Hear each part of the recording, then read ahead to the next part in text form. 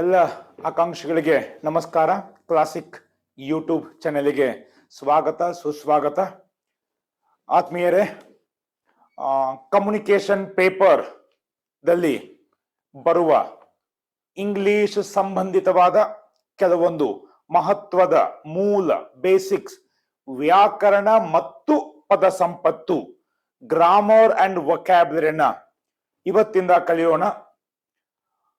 ಈ ಸಾರಿ ವಿಶೇಷವಾಗಿ ಮೊದಲು ವೊಕ್ಯಾಬ್ಯುಲರಿಯಿಂದನೇ ಆರಂಭ ಮಾಡ್ತಾ ಇದ್ದೀವಿ. ಯಾಕಂದ್ರೆ ಬಹಳ ವಿದ್ಯಾರ್ಥಿಗಳು ಇದರಲ್ಲಿ ಸ್ವಲ್ಪ ಗೊಂದಲವನ್ನ ಅನುಭವಿಸ್ತಾ ಇದ್ದಾರೆ. ಓಕೆ, ಹೀಗಾಗಿ ಒಂದು ತಿಳ್ಕೊಂಡ ಸ್ನೇಹಿತರೆ, ಸಿನೋನಿಮ್ಗಳ ಸಂಖ್ಯೆ ಬಹಳವಿದೆ, ವೊಕ್ಯಾಬ್ಯುಲರಿ ಪದ ಸಂಪತ್ತುಗಳ ಸಂಖ್ಯೆ ಬಹಳ ವಿಶಾಲವಾದದ್ದು. ಆದರೆ ದಿನನಿತ್ಯವಾಗಿ ಸಮಾನವಾಗಿ ರೆಗ್ಯುಲರ್ಲಿ ನಿಯಮಿತವಾಗಿ ಸಕಾರಾತ್ಮಕ ಮನೋಭಾವದಿಂದ ಬರೆದು ಓದಿ ನೆನಪಿಟ್ಕೊಳ್ಳಿಕ್ಕೆ ಪ್ರಯತ್ನ ಪಟ್ರೆ ಕೆಲ ಹಂತದಲ್ಲಿ ಡೆಫಿನೆಟ್ಲಿ ಖಚಿತವಾಗಿ ವಾಸ್ತವಿಕವಾಗಿ ಪ್ರಾಕ್ಟಿಕಲಿ ಓಕೆ ನಾವು ಅವಶ್ಯವಾಗಿ synonyms, antonyms, idioms and phrase ಅದರ ಮೇಲೆ ಆಧಾರಿತವಾದ ಪ್ರಶ್ನೆಗಳನ್ನು ಎದುರಿಸಬಹುದು. ಅಯ್ಯೋ ಬಹಳ ಇದೆ, ಹೆಂಗೆ? Don't worry my dear friends. ಹೇಳ್ತಾರೆ, travel of 1000 miles or 1000 steps start with a single step. Okay, so I think KEA 2025 ಡಿಸೆಂಬರ್ದಲ್ಲಿ ಎಕ್ಸಾಮ್ ಡೇಟು ಬಂದಂತ ಡಿಕ್ಲೇರ್ ಆಗಿದೆ ಅನ್ಕೊಂಡಿದ್ದೀನಿ. ಓಕೆ, ಟೆನ್ಷನ್ ಬೇಡ, ನರ್ವಸ್ ಬೇಡ, ನೆಗೆಟಿವ್ ಥಿಂಕಿಂಗ್ ಬೇಡ, ಅನಾವಶ್ಯಕ ಗಡಿಬಿಡಿ ಬೇಡ. ಆದ್ರೆ ಟೈಮ್ ಟೇಬಲ್ ಹಾಕೊಂಡು every day I will study, every day I study 5 antonyms, 5 synonyms, 5 idioms and phrases. Okay, ಆದ್ರೆ ಈಗ ಟೈಮ್ ಸ್ವಲ್ಪ ಕಡಿಮೆ ಇರೋದ್ರಿಂದ 5 10 ಮಾಡ್ಕೊಳ್ಳಿ. B positive. I can do it ಅಂದ್ರೆ ಐ ಕ್ಯಾನ್ ಡೂ ಇಟ್. ಇನ್ನು ಸಿನಾನಿಮ್ಸ್ ಅನ್ನ ಒಮ್ಮೊಮ್ಮೆ ನೇರವಾಗಿ ಅದರ ಅರ್ಥ ಕೇಳಿದಾಗ ಅದರ ಅರ್ಥನೇ ಹೇಳ್ಬೇಕಾಗತ್ತೆ. ಯಾಕಂದ್ರೆ ಇದರಲ್ಲೂ ಬೇರೆ ಬೇರೆ ತರ ಪ್ರಶ್ನೆಗಳು ಇರ್ತವೆ. ಒಮ್ಮೊಮ್ಮೆ ಆ ವಾಕ್ಯದ ಧಾಟಿಯಿಂದ ಓಕೆ ಗೊತ್ತಾಗಿರುತ್ತೆ ಅದ್ರ ಉತ್ತರ ಏನು ಅಂತ. ಬಟ್ ಆ ಧಾಟಿ ಗೊತ್ತಾಗ್ಬೇಕಾದ್ರು ಅಂದ್ರೆ ಬೇರೆ ಪದಗಳಾದ್ರೂ ನಮ್ಗೆ ಗೊತ್ತಿರಲೇಬೇಕು. ಹಿಂಗಾಗಿ ಅಂತೂ ಇಂತೂ ಕನ್ನಡ ವಾಕ್ಯ ಮತ್ತು ಇಂಗ್ಲಿಷ್ ವಾಕ್ಯವನ್ನ ಅರ್ಥ ಮಾಡ್ಕೊಳ್ಳಿಕ್ಕೆ ವ್ಯಾಕರಣ, ಪದ ಸಂಪತ್ತು ಮತ್ತೆ ಭಾಷಾಂತರ ಬಹಳ ಮಹತ್ವದ ಪಾತ್ರ ವಹಿಸುತ್ತೆ. ಓಕೆ, ಸೊ ಈ ಹಿಂದೆ ಸಾಕಷ್ಟು ಭಾಷಾಂತರದ ತರಗತಿಗಳನ್ನ ಮಾಡಿದೀವಿ. ಬಟ್ ಇವತ್ತು ಓಕೆ ಮುಂಬರುವ KEA ನೋಟಿಫಿಕೇಶನ್, SDA, FDA ಇದನ್ನ ಅದ್ರ ಜೊತೆಗೆ ಅದಕ್ಕೂ ಮುಂಬರುವ ಎಲ್ಲ ಪರೀಕ್ಷೆಗಳಿಗೂ ಹೆಲ್ಪ್ ಆಗುವ. ಯಾಕಂದ್ರೆ ಇಂಗ್ಲಿಷ್ಗೆ ಓಕೆ ಯಾವುದೇ ಪರೀಕ್ಷೆಯ ವ್ಯತ್ಯಾಸ ಇಲ್ಲ. ಓಕೆ, ಸಿನೋನಿಮ್ ಸಮಾನಾರ್ಥಕ ಪದ ಇದು SDAಗೂ ಅನ್ವಯ, FDAಗೂ ಅನ್ವಯ, PDOಗೂ ಅನ್ವಯ, ಓಕೆ KIS IS ಗೂ ಅನ್ವಯ. ಓಕೆ, ಹೀಗಾಗಿ ಬೇಸಿಕ್ ಲೆವೆಲ್ ದಲ್ಲಿ ದಿನನಿತ್ಯ ನಾ ಇಷ್ಟನ್ನ ಕಲಿತೀನಿ ಅಂತ ಬೇರೆ ಬೇರೆ ಪುಸ್ತಕಗಳಿಂದ ಡಿಕ್ಷನರಿ ನೋಡಿ ಅರ್ಥ ಬರಿತಾ ಇಟ್ಕೊಂಡು ಹೋದ್ರೆ ಓಕೆ ಒಂದು ಹಂತದಲ್ಲಿ ನಾವು ಖಚಿತವಾಗಿ ಪರೀಕ್ಷೆಯನ್ನ ಯಶಸ್ವಿಯಾಗಿ ಎದುರಿಸಬಹುದು. ಓಕೆ, ಇನ್ನ ನೇರವಾಗಿ ಇವತ್ತು ಒಂದು 10 ಪ್ರಶ್ನೆಗಳನ್ನ ಬಿಡಿಸ್ಲಿಕ್ಕೆ ಪ್ರಯತ್ನ ಮಾಡೋಣ. ಅದ್ರ ಜೊತೆಗೆ ನಾನು ಹೆಚ್ಚುವರಿಯಾಗಿ ಸ್ವಲ್ಪ ಫಾಸ್ಟ್ ಆಗಿ ಕೆಲವೊಂದು ಸಿನಾನಿಮ್ಗಳನ್ನು ಕೊಡ್ತೀನಿ. ಪೆನ್ ಪೇಪರ್ ಇಟ್ಕೊಂಡೇ ಕೂತ್ಕೊಳ್ಳಿ. ಓಕೆ, ಬರೆದು ಎವ್ರಿ ಡೇ ಪ್ರಾಕ್ಟೀಸ್ ಮಾಡಿ. ಓಕೆ, ಒಂದು ಲೆವೆಲ್ ಒಂದು ರೌಂಡ್ ಎಲ್ಲ ಗ್ರಾಮರ್ ಆತಂದ್ರೆ ಮತ್ತೆ ಸಿನಾನಿಮ್, ಆಂಟೋನಿಮ್ ಮತ್ತು ಈಡಿಯಮ್ಸ್ ಅಂಡ್ ಫ್ರೇಸಸ್ ಅನ್ನ 100 ಈಚ್ ಕೊಡ್ಬೇಕಂತ ಗುರಿ ಇಟ್ಕೊಂಡಿದ್ದೀನಿ. ಓಕೆ, ಸೊ ಡೆಫಿನೆಟ್ಲಿ ದೇವರ ಗುರುಗಳ ಅನುಗ್ರಹದಿಂದ ನಿಮ್ಮ ಸಹಕಾರದಿಂದ ಕೊಡುವಂತಾಗ್ಲಿ. ಅದು ನಿಮಗೆ ಅಧ್ಯಯನ ಸ್ಟಡಿ ಅದು ನಿಮಗೆ ಅರ್ಥ ಆಗಲಿ. ಓಕೆ, ಸೊ ಆ ಮೂಲಕ ನಿಮ್ಮ ಮುಂಬರುವ ಪರೀಕ್ಷೆಗಳು ಯಶಸ್ವಿ ಆಗಲಿ ಅಂತ ಹರಿಸುತ್ತಾ ಮೈ ಡಿಯರ್ ಫ್ರೆಂಡ್ಸ್, ಸಿನಾನಿಮ್ಸ್ ಸಮಾನಾರ್ಥಕ ಪದಗಳು ಪ್ರಶ್ನೆ ಹೆಂಗಿರುತ್ತೆ ಓದ್ತೀನಿ. ಆಮೇಲೆ ಇವತ್ತು ಯಾವುದು ಏನು ಸೀಕ್ರೆಟ್ ಇಲ್ಲ. ಓಕೆ, ಡಿಕ್ಷನರಿ ಯಾವ ಅರ್ಥ ಇದೆ ಎಲ್ಲವನ್ನ ಬರ್ಕೊಂಡ್ ಬಂದಿದ್ದೀನಿ. ಪುಸ್ತಕ ರೂಪದಲ್ಲಿರುವ ಶಬ್ದಕೋಶ ನಿಘಂಟುಗಳನ್ನೇ ದಯಮಾಡಿ ರೆಫರ್ ಮಾಡಿ. ಅದ್ರ ಜೊತೆಗೆ ಓಕೆ ಅಡಿಷನಲಿ ಹೆಚ್ಚುವರಿಯಾಗಿ ನಮ್ಮ ತಂತ್ರಜ್ಞಾನದ ಉಪಯೋಗವನ್ನು ತಗೋಬಹುದು. But dictionary is dictionary only. Kannada to English ಆಗ್ಲಿ, ಇಂಗ್ಲಿಷ್ ಟು ಕನ್ನಡ ಆಗ್ಲಿ, ಡಿಕ್ಷನರಿ ಇರಬೇಕಾಗತ್ತೆ. ಅದು ರೂಟ್ ಲೆವೆಲ್ ಬೇಸ್ ವರ್ಕ್ ಆಗತ್ತೆ. ಹಿಂಗಾಗಿ ಅದು ಸ್ಟ್ರಾಂಗ್ ಆಗ್ಬೇಕಂದ್ರೆ ಡಿಕ್ಷನರಿ ರೆಫರ್ ಮಾಡಿನೇ ನಿಮಗೂ ಕೆಲವೊಂದು ಪದಗಳನ್ನ ಹೇಳ್ತಾ ಇರ್ತೀನಿ, ಕೆಲವೊಂದು ಬರಿತೀನಿ. ಅಂತೂ ಇಂತೂ ಕ್ಲಾಸಲ್ಲಿ ಹೆಂಗೆ ಕ್ಲಾಸ್ ಮಾಡ್ತಾ ಇರ್ತೀವಿ ಆಫ್ಲೈನ್ ಕ್ಲಾಸಲ್ಲಿ ಹಂಗೆ ಮಾಡ್ಲಿಕ್ಕೆ ಅವಶ್ಯವಾಗಿ ಪ್ರಾಮಾಣಿಕವಾಗಿ ಪ್ರಯತ್ನ ಪಡ್ತೀವಿ. ಬಟ್ ಪೇಪರ್ ಪೆನ್ ಇಟ್ಕೊಂಡೇ ಕೂತ್ಕೊಳ್ಳಿ. ಪ್ರಶ್ನೆ ಹೆಂಗಿರತ್ತೆ? Identify the correct synonym for the underlined word. ಒಂದು ವಾಕ್ಯ ಕೊಟ್ಟಿರ್ತಾರೆ, ಅದರಲ್ಲಿ ಒಂದು ಅಂಡರ್ಲೈನ್ ಅಡಿಗೇರಿ ಹಾಕಿರ್ತಾರೆ. In the following sentences with the help of the options given below. Options ಆಯ್ಕೆಗಳು.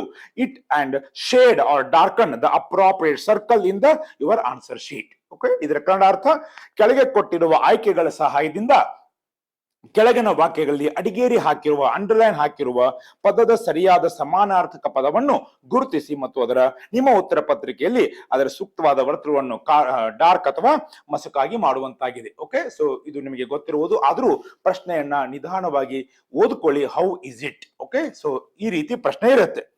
S, let's move on to the first question. ಇದು ಬೇರೆ ಬೇರೆ ಬೇರೆ ಪ್ರಶ್ನೆ ಪತ್ರಿಕೆಯಿಂದ ಬರ್ಕೊಂಡಿರುವುದು. The actor gave a compelling performance on the stage.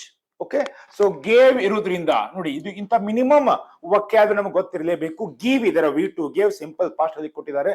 Okay, ನಟ ಒಂದು ಡ್ಯಾಶ್ ಪ್ರದರ್ಶನವನ್ನ ಓಕೆ ಸ್ಟೇಜ್ ವೇದಿಕೆ ಮೇಲೆ ಕೊಟ್ಟ ಅಂತ. ಓಕೆ, ಸೊ ಇದರಿಂದ ಸ್ವಲ್ಪ ನಮಗೆ ಅನ್ಸುತ್ತೆ what may be the answer. Okay, so compelling ಅಂದ್ರೆ ಏನು ಗೊತ್ತಿರಬೇಕು. ಅದಕ್ಕೆ ಸಮಾನಾರ್ಥವಾಗಿ oppressing, interesting, boring and loving. Okay, ಇದರಲ್ಲಿ ಆಪ್ರೆಸಿಂಗ್ ಡಿಕ್ಷನರಿ ಮೀನಿಂಗ್ ಬಂದು ಇದಕ್ಕೆ ದುರುಪಯೋಗ ಅಥವಾ ಹತ್ತಿಕ್ಕು ಅಂತ ಆಗತ್ತೆ. ದುರುಪಯೋಗ ಅಥವಾ ಹತ್ತಿಕ್ಕು. ಯಾಕೆ ನಾನು ಡಿಕ್ಷನರಿ ಮೀನಿಂಗ್ ಹೇಳ್ತಾ ಇದ್ದೀನಿ ಸ್ನೇಹಿತರೆ? ಈ ಪ್ರಶ್ನೆಗೆ ಇದು ಅನ್ವಯ ಆಗದೆ ಇದ್ರು ಮುಂಬರುವ ಪರೀಕ್ಷೆಗಳಲ್ಲಿ ಇದನ್ನೇ ಇಲ್ಲಿ ಕೊಡಬಹುದು. What is the synonym of oppressing ಕೇಳ್ಬೋದು, what is the antonym of oppressing ಇರ್ಬೋದು. ಹಿಂಗಾಗಿ ನಾವು ಬರೀ ಒಂದೇ ಆ ಪ್ರಶ್ನೆಯ ವಾಕ್ಯದ ಅರ್ಥವನ್ನ ಮಾತ್ರ ತಿಳ್ಕೊಳ್ಳೋದು ಬೇಡ, ಪೂರ್ತಿ ಜಾಲ ಆಡೋಣ. ಈ ಎಲ್ಲ ಪದಗಳ ಅರ್ಥವನ್ನ ತಿಳ್ಕೊಂಡ್ರೆ ನೋಡಿ, 5 ಪದಗಳ ಅರ್ಥ ತಿಳ್ಕೊಂಡ್ರೆ ಈ 5 ಪದಗಳಲ್ಲಿ ಬೇರೆ, ಇದು ಬಿಟ್ಟು ಮುಂದಿನ ಎಕ್ಸಾಮ್ ನಲ್ಲಿ ಬೇರೆ ಬರ್ಬೋದು. ಈ ದೃಷ್ಟಿಯಿಂದ ಪೂರ್ತಿ ಸವಿವರವಾಗಿ ತಿಳ್ಕೊಳ್ಳೋಣ. ಓಕೆ, ಡಿಕ್ಷನರಿ ಮೀನಿಂಗೇ ಹೇಳ್ತಾ ಇದ್ದೀನಿ, ಅವಶ್ಯವಾಗಿ ಬರ್ಕೊಳ್ಳಿ, ನೆನಪಿಟ್ಟುಕೊಳ್ಳಿಕ್ಕೆ ಪ್ರಯತ್ನ ಮಾಡಿ. ಡೈಲಿ 50-100 ಆಗಲ್ಲ, 5 ಆದ್ರೂ ನಾವು ಪ್ರಾಕ್ಟೀಸ್ ಮಾಡಲೇಬೇಕು. ಓಕೆ, ಸೊ ಕಂಪೆಲಿಂಗ್ ಅರ್ಥ ಸಹಿತ ಒಂದನ್ನು ನಂಬುವಂತೆ ಮಾಡುವ ಅಥವಾ ಒತ್ತಾಯಿಸುವ ಅಂತ ಇದೆ. ಒಂದನ್ನು ನಂಬುವಂತೆ ಮಾಡುವ ಅಥವಾ ಒತ್ತಾಯಿಸುವ. ಇಂಗ್ಲಿಷ್ ನಲ್ಲಿ ಕಂಪೆಲಿಂಗ್ ಅರ್ಥ ಕೊಟ್ಟಿರೋದು that forces or persuades you to do or to believe something. Okay, so ಇದು ಕಂಪೆಲಿಂಗ್ ಅರ್ಥ. ಇದಕ್ಕೆ ಸಮಾನಾರ್ಥಕವಾಗಿ ಇಲ್ಲಿ ಯಾವ್ದಿದೆ? ಅಪ್ರೆಸಿಂಗ್ ದುರುಪಯೋಗ, ಹತ್ತಿಕ್ಕು ಡೆಫಿನೆಟ್ಲಿ ಇಲ್ಲಿ ಬರೋಲ್ಲ. ಇಂಟ್ರೆಸ್ಟಿಂಗ್ ನಿಮಗೆ ಗೊತ್ತಿದೆ, ಆಸಕ್ತಿಮಯ ಅಥವಾ ಆಸಕ್ತಿದಾಯಕ ಅಂತಾನು ಹೇಳ್ಬೋದು. ಒಂದೇ ಪದಕ್ಕೆ ಹಲವಾರು ಅರ್ಥಗಳು, ಇದು ಸಾಕಷ್ಟು ಬಾರಿ ಹೇಳಿದ್ದೀನಿ. ಅಂಡ್ ಭಾಷೆಗಳಲ್ಲಿ ಇದು ಸಹಜ. ಆದ್ರೆ ಆ ಸನ್ನಿವೇಶಕ್ಕೆ, ಆ ಪದಕ್ಕೆ ಅಲ್ಲಿ ಹೆಚ್ಚು ಸಮಾನಾರ್ಥಕವಾದ ಯಾವ ಪದ ಅದನ್ನ ನಾವು ಹೇಳ್ಬೇಕಷ್ಟೇ. ಇನ್ನ 3ನೇದ್ದು ಬೋರಿಂಗ್, ನಿಮ್ಗೆ ಗೊತ್ತಿದೆ, ಬೇಜಾರಾಗುವಂಥದ್ದು. ಓಕೆ, ಅದನ್ನ ಟೆಕ್ನಿಕಲಿ ಹೇಳ್ಬೇಕಂದ್ರೆ ನೀರಸ ಅಂತ ಹೇಳ್ತೀವಿ, ಬೇಸರ ತರುವ ಅಂತ ಹೇಳ್ತೀವಿ. ನೋಡಿ, ಇವೆಲ್ಲ ಪದಗಳನ್ನ ನಾವು ಡೆಫಿನೆಟ್ಲಿ ಕರ್ನಾಟಕದ ಕನ್ನಡಾಂಬೆ ಮಕ್ಕಳಾಗಿ ಇಂತಹ ಪದಗಳನ್ನ ಅವಶ್ಯವಾಗಿ ಕಲಿಬೇಕು. ಅದಕ್ಕೆ ನಾನು ಡಿಕ್ಷನರಿ ನೋಡಿ ಬರೀ ಒಂದೊಂದೇ ವರ್ಡ್ ಹೇಳ್ತಾ ಇಲ್ಲ, ಎಲ್ಲ ಪದಗಳನ್ನ ಹೇಳ್ತಾ ಇದೀನಿ, ಅವಶ್ಯವಾಗಿ ಬರ್ಕೊಳ್ಳಿ. ಸೊ ಬೋರಿಂಗ್ ನಾವಂತೀವಿ, ಅದನ್ನ ಕನ್ನಡನೇ ಬರ್ಡ್ ಮಾಡ್ತೀವಿ, ಬಹಳ ಬೋರ್ ಇದೆ ಅಂತ. But what is the mean of bore in Kannada? ನೀರಸ ಅಥವಾ ಬೇಸರ ತರಿಸುವ ಅಂತ ಇದೆ. ಇನ್ನ ಲವಿಂಗ್ ಅಂದ್ರೆ ನಿಮಗೆಲ್ಲ ಗೊತ್ತಿದೆ, ಪ್ರೀತಿಯ. ಸೊ ಹೀಗಾಗಿ ಕಂಪೆಲಿಂಗ್ ಇದರ ಅರ್ಥ ಒಂದನ್ನು ನಂಬುವಂತೆ ಮಾಡುವ ಅಥವಾ ಒತ್ತಾಯಿಸುವ.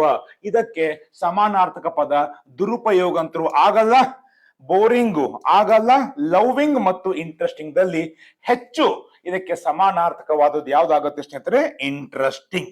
ಸೊ ಕಂಪೆಲಿಂಗ್ ಇದಕ್ಕೆ ಸಮಾನಾರ್ಥಕವಾದ ಪದ ಇಂಟ್ರೆಸ್ಟಿಂಗ್ ಅಂತ ಹೇಳ್ಬೋದು. ಸೊ ನಟ ವೇದಿಕೆಯ ಮೇಲೆ ಆಸಕ್ತಿಮಯ ಪ್ರದರ್ಶನವನ್ನು ಕೊಟ್ಟ ಅಥವಾ ಪ್ರದರ್ಶಿಸಿದ ಅಂತ ಹೇಳ್ಬೋದು. ಓಕೆ, ಈ ರೀತಿ ನಾವು ಟ್ರಾನ್ಸ್ಲೇಷನ್ ಮಾಡ್ಕೋಬಹುದು. ಓಕೆ, ಸೊ ಬರ್ಕೊಳ್ಳಿ, ಕಂಪೆಲಿಂಗ್ ಇದರ ಸಮಾನಾರ್ಥಕ ಪದ ಇಂಟ್ರೆಸ್ಟಿಂಗ್. ಇನ್ನು ಬೇರೆ ಎಲ್ಲ ಪದಗಳ ಅರ್ಥ ಬರೆದಿಟ್ಟುಕೊಳ್ಳಿ, ಅವಶ್ಯವಾಗಿ ಅಧ್ಯಯನ ಮಾಡ್ತಾ ಹೋಗಿ. This was the first question. Let's move on to the next question, my dear friends. The second question from one of the question papers is, a poor man donated generously. ಇಲ್ಲಿ ನೋಡಿ, poor man ಇದು simple ಆಗಿದೆ. Okay, ಒಬ್ಬ ಬಡ ಮನುಷ್ಯ. Donated, donate ಇದರ V2 ಕೊಟ್ಟಿದ್ದಾರೆ, ಅಂದ್ರೆ ದಾನ ಮಾಡಿದ. ಜನರಸ್ಲಿ, ಜನರಸ್ಲಿ ಇದರ ಕನ್ನಡ ಮೀನಿಂಗು ಉದಾರವಾಗಿ ಅಥವಾ ಧಾರಾಳವಾಗಿ. ಜನರಸ್ಲಿ. ಓಕೆ, ಇನ್ನ ಇದಕ್ಕೆ ಸಮಾನಾರ್ಥಕ ಪದ ಓಕೆ ಲೈಟ್ಲಿ ಅಂದ್ರೆ ಹಗುರವಾಗಿ ಅಂತ ಅರ್ಥ. ಎಸ್ ಎಸ್, ಲೈಟ್ಲಿ ಲಘುವಾಗಿ ಅಥವಾ ಹಗುರವಾಗಿ.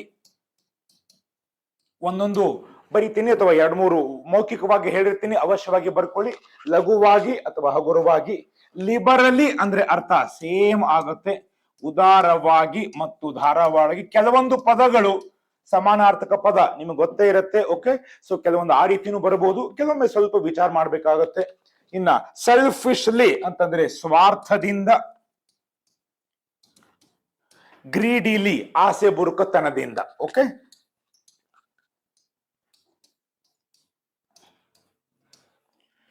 ಅಥವಾ ಈಕೆ ಅತಿ ಆಶೆ ಅಂತಲೂ ಹೇಳ್ತೀವಿ, ಅತಿ ಆಶೆಯಿಂದ. ಸೊ ಇಲ್ಲಿ ನೋಡಿ, ಈ ವಾಕ್ಯದ ಸ್ವಲ್ಪ ಧಾಟಿ ಏನಿದೆ, ಅವನು ಬಡವ ಮನುಷ್ಯ ಆದ್ರೂ ದಾನ ಮಾಡಿದ. ಹೇಗೆ? ಸೊ ಇಲ್ಲಿ ಗೊತ್ತೇ ಆಗ್ಬಿಡುತ್ತೆ, ಉದಾರವಾಗಿ. ಸೊ ಜನರಸ್ಲಿ, ಉದಾರವಾಗಿಗೆ ಇಲ್ಲಿ ಸಮಾನಾರ್ಥಕವಾದ ಪದ ಡೆಫಿನೆಟ್ಲಿ ಲಿಬರಲಿ. ಅವನು ಆ ಬಡ ಮನುಷ್ಯನು ಧಾರಾಳವಾಗಿ ಓಕೆ ದಾನ ಮಾಡಿದನು. ಸೊ ಬರ್ಕೊಳ್ಳಿ, ಜನರಸ್ಲಿ. ಓಕೆ, ಸೊ ಇದು ಅವರು ಹೆಡ್ ಅಂಡರ್ಲೈನ್ ಹಾಕಿರೋದು ಇದು ಸ್ನೇಹಿತರೆ. ಜನರಸ್ಲಿಗೆ ಸಮಾನಾರ್ಥಕವಾದ ಪದ ಯಾವುದು? ನಾ ಡೊನೇಟೆಡ್ ಇದನ್ನ ಟೆನ್ಸ್ ಅರ್ಥ ಮಾಡಕ್ಕೆ ಹೇಳಿದೀನಿ, ಬಟ್ ಅವ್ರು ಅಂಡರ್ಲೈನ್ ಮಾಡಿರೋದು ಜನರಸ್ಲಿ. ಜನರಸ್ಲಿಗೆ ಇರುವಂತ ಸಮಾನಾರ್ಥಕ ಪದವನ್ನ ಕಂಡು ಹಿಡಿಯಿರಿ ಅಂತ ಹೇಳಿದ್ದಾರೆ. ಸೊ ಜನರಸ್ಲಿ ಇದಕ್ಕೆ ಸಮಾನಾರ್ಥಕವಾದ ಪದ ಲಿಬರಲಿ, ಅರ್ಥ ಉದಾರವಾಗಿ ಅಥವಾ ಧಾರಾಳವಾಗಿ. ಓಕೆ, ಇಷ್ಟು ನೆನಪಿಡಿ. Let's go on to the next. The servant promised that, ಇಲ್ಲಿ ನೋಡಿ, the servant promised that he would be back in a trice and left for the market. ಈ ಅರ್ಥ ಆಗ್ಬೇಕಂದ್ರೆ ಟ್ರೈಸ್ ಇದಕ್ಕೆ ಸಮಾನಾರ್ಥಕವಾದ ಪದ ಯಾವುದು ಅಂತ ಕಂಡುಹಿಡಿದಾರೆ. ಆದ್ರೆ ನೋಡಿ, ನಾ ಪದ ಸಂಪತ್ತು ಎಷ್ಟು ಇಂಪಾರ್ಟೆಂಟ್ ಅಂತ ಹೇಳ್ತಾ ಇರ್ತೀನಿ. ಡೈಲಿ ಒಂದೊಂದು ಸಣ್ಣ ಪ್ಯಾರಾಗ್ರಾಫ್ ಆದ್ರೂ ಓದಬೇಕು, ನ್ಯೂಸ್ ಪೇಪರ್ದಲ್ಲಿ ಅದರ ಹೆಡ್ಡಿಂಗ್ ಆದ್ರೂ ಓದಬೇಕು, ಮ್ಯಾಗಝಿನ್ ಅಲ್ಲಿ ಹೆಡ್ಡಿಂಗ್ ಆದ್ರೂ ಓದಬೇಕು. ಆ ಹೆಡ್ಡಿಂಗ್ ಅನ್ನ ವೊಕ್ಯಾಬ್ರರಿ ಡಿಕ್ಷನರಿ ಹಿಡ್ಕೊಂಡು ಅದ್ರ ಅರ್ಥ ಹುಡ್ಕೊಂಡು ಅದ್ರ ಅರ್ಥ ಮಾಡ್ಬೇಕು ಅಂತ. ಇಲ್ಲಿ ನೋಡಿ, ದ ಸರ್ವಂಟ್, ಸರ್ವಂಟ್ ಅಂತ ಗೊತ್ತಿರಬೇಕು, ಸಹಾಯಕ. ಪ್ರಾಮಿಸ್ಡ್ ಸಿಂಪಲ್ ಪಾಸ್ಟ್ ಕೊಟ್ಟಿದ್ದಾರೆ. Okay, so simple promised that, okay, ಮಾತು ಕೊಟ್ಟ ಏನಂತ, he would be back past ಅಲ್ಲಿ ಕೊಟ್ಟಿದ್ದಾರೆ, ಅವನು ವಾಪಸ್ ಬರ್ತಾನೆ. ಇನ್ ಎ ಟ್ರೈಸ್ ಅದರ ಅರ್ಥನ ಕೇಳಿದ್ದಾರೆ. And left for the market. ಈಗ ಆ ವಾಕ್ಯದ ಧಾಟಿಯಿಂದ ಗೊತ್ತಾಗತ್ತೆ, ನಾ ಈಗ ಹೋಗ್ ಬರ್ತೀನಿ ತಡಿ ಅಂತ ಹೇಳಿ ಅವನು ಮಾರ್ಕೆಟಿಗೆ ಪೇಟೆಗೆ ಹೋದ. ಇಲ್ಲಿ ಸ್ವಲ್ಪವೇ ಕ್ಷಣ ಅಂತ ಇದೆ. ಓಕೆ, ಸ್ವಲ್ಪ ಟೈಮ್ ಅಲ್ಲಿ ಬರ್ತೀನಿ, ನಾವು ಹೋಗ್ಬೇಕು ಹೇಳ್ತೀವಿ, 1 ನಿಮಿಷದಲ್ಲಿ ಬರ್ತೀನಿ ಅಂತ. ಆ ರೀತಿ ಈ ಒಂದು ವಾಕ್ಯದ ಧಾಟಿ ಇದೆ. ಬಟ್ ಆ ಧಾಟಿ ಅರ್ಥ ಆಗ್ಬೇಕಂದ್ರೂ ಇವೆಲ್ಲವೂ ಅರ್ಥ ಆಗ್ಬೇಕು, ಯಾವ ಟೆನ್ಸ್ ಅಲ್ಲಿ ಇದೆ ಅಂತ ಗೊತ್ತಾಗಬೇಕು. ಪ್ರಾಮಿಸ್ಡ್ ಮತ್ತು ಲೆಫ್ಟ್, ಲೀವ್ ಇದರ ವಿ ಟು ಲೆಫ್ಟ್ ಕೊಟ್ಟಿದ್ದಾರೆ. ಓಕೆ, ಲೆಫ್ಟ್ಗೂ ಎರಡು ಅರ್ಥ, ಒಂದು ಎಡಗಡೆ. ನೋಡಿ, ಇದಕ್ಕೆ ಈ ರೀತಿ ಕನ್ಫ್ಯೂಷನ್ ಆಗ್ಬಾರ್ದಂದ್ರೆ ಒಂದೇ ಪದಕ್ಕೆ ಹಲವಾರು ಅರ್ಥಗಳು ಗೊತ್ತಿರಬೇಕು. V1 V2 V3 ಇವುಗಳ ಲಿಸ್ಟು ನಮ್ಮ ಹತ್ರ ಇರಬೇಕು. ಅದೇ ಹೇಳಿದ್ರೆ ಕ್ರಮೇಣವಾಗಿ ಡೈಲಿ ಮಾಡ್ತಾ ಹೋದ್ರೆ ಎಲ್ಲವನ್ನೂ ನಾವು ಮಾಡಬಹುದು. Okay, yes. ಸೊ ಈಗ ಟ್ರೈಸ್ ಅಂತ ಹೇಳಿದಾಗ ಇಲ್ಲಿ ಇದರ ಅರ್ಥ ಶಾರ್ಟ್ ಟೈಮ್ ಅಂತ ಬರುತ್ತೆ. ಡಿಕ್ಷನರಿ ಮೀನಿಂಗ್ ಹೇಳ್ತಾ ಇದೀನಿ ಸ್ನೇಹಿತರೆ. Okay, I have referred around 2 to 3 dictionaries and giving with the best meanings. Trice ಅಂದ್ರೆ short time or on instant, ಕ್ಷಣಾರ್ಧದಲ್ಲಿ ಬರ್ತೀನಿ, ಕೂಡಲೇ ಬರ್ತೀನಿ ಎಂಬುವಂತಹ ಅರ್ಥ. ಇನ್ನ ಟ್ರಿಫಲ್ ಅಂತಂದ್ರೆ ಅರ್ಥ ಸುಮ್ಮನೆ ಅಂತ ಕೊಡುತ್ತೆ, ಡಿಕ್ಷನರಿ ಮೀನಿಂಗ್. ಇನ್ನ ಟ್ರಯಾಂಗಲ್ ಅಂದ್ರೆ ತ್ರಿಕೋನ, ಇಲ್ಲಿ ಸಂಬಂಧೇ ಪಡೋದಿಲ್ಲ ಬಟ್ ಅಂದ್ರೂ ಕೊಟ್ಟಿದ್ದಾರೆ. ಟ್ರೈಸ್ ಅಂತ ಕೊಟ್ಟದ್ರಿಂದ ಟ್ರಯಾಂಗಲ್ ಅಂತ ಕೊಟ್ಟಿದ್ದಾರೆ, ಕನ್ಫ್ಯೂಷನ್ ಆಗಬಹುದು ಎಂಬ ಉದ್ದೇಶದಿಂದ. ಆನ್ ಇನ್ಸ್ಟಂಟ್ ಅಂದ್ರೆ ಕ್ಷಣ, ಕ್ಷಣಾರ್ಧದಲ್ಲಿ. 3 minutes 3 ನಿಮಿಷಗಳು. ಕೆಲವೊಬ್ರು ಏನು ಮಿಸ್ಟೇಕ್ ಮಾಡ್ಕೋತಾರೆ, ಟ್ರೈಸ್ ಅಂದ್ರೆ 3 ನಿಮಿಷಗಳು ಅಂತ. ಓಕೆ, ಈ 4 ಅರ್ಥಗಳಲ್ಲಿ ಓಕೆ ಇದಕ್ಕೆ ಹೊಂದಿಕೊಂದು ಪದ ಟ್ರೈಸ್ಗೆ ಸಮಾನಾರ್ಥಕವಾಗಿರುವ ಪದ ಆನ್ ಇನ್ಸ್ಟಂಟ್. ಅಂದ್ರೆ ಆ ಸಹಾಯಕನು ಕ್ಷಣಾರ್ಧದಲ್ಲಿ, 1 ನಿಮಿಷದಲ್ಲಿ, ಕ್ಷಣದಲ್ಲಿ, ಕಡಿಮೆ ಸಮಯದಲ್ಲಿ ಬರ್ತೀನಿ ಅಂತ ಹೇಳಿ ಮಾರ್ಕೆಟಿಗೆ ಅಥವಾ ಪೇಟೆಗೆ ಹೋದ ಅಂತ ಅರ್ಥ. ಸೊ ಇಲ್ಲಿ ಟ್ರೈಸ್ಗೆ ಸಮಾನಾರ್ಥಕವಾದ ಪದ ಆನ್ ಇನ್ಸ್ಟಂಟ್. ಓಕೆ, ಈ ರೀತಿ ಆ ವಾಕ್ಯಗಳ ಧಾಟಿಯಿಂದನೂ ನಾವು ಸವಶ್ಯವಾಗಿ ಅರ್ಥ ಮಾಡ್ಕೋಬಹುದು. Okay, next my dear friends, let me right the sentence. 4th sentence ಈ ರೀತಿ ಬರಿತಾ ಹೋದ್ರೆ ಪ್ರಾಕ್ಟಿಕಲಿ ಬಹಳ ವೇಗವಾಗಿ ಅರ್ಥ ಆಗತ್ತೆ. ವೆನ್ ದ ಲೀಡರ್ಶಿಪ್, ಬರ್ಕೊಳ್ಳಿ, when the leadership, when the leadership changed, ಅರ್ಥ ಯಾವಾಗ ನಾಯಕತ್ವ ಬದಲಾವಣೆ ಆಯಿತು. ಹೀಸ್ ಪೊಸಿಷನ್, ಅವನ ಸ್ಥಿತಿ, he's position, his position in the organization, in the organization, ಆ ಸಂಸ್ಥೆಯಲ್ಲಿ ಅವನ ಹಂತ ಲೆವೆಲ್ ಮೆಟ್, ಅವನ ಸ್ಥಿತಿ ಬಿಕೇಮ್ ಆಯಿತು. ಅಗೇನ್ ಪಾಸ್ಟ್ ಟೆನ್ಸ್ ಕೊಟ್ಟಿದ್ದಾರೆ. Became precarious, PRECARIOUS,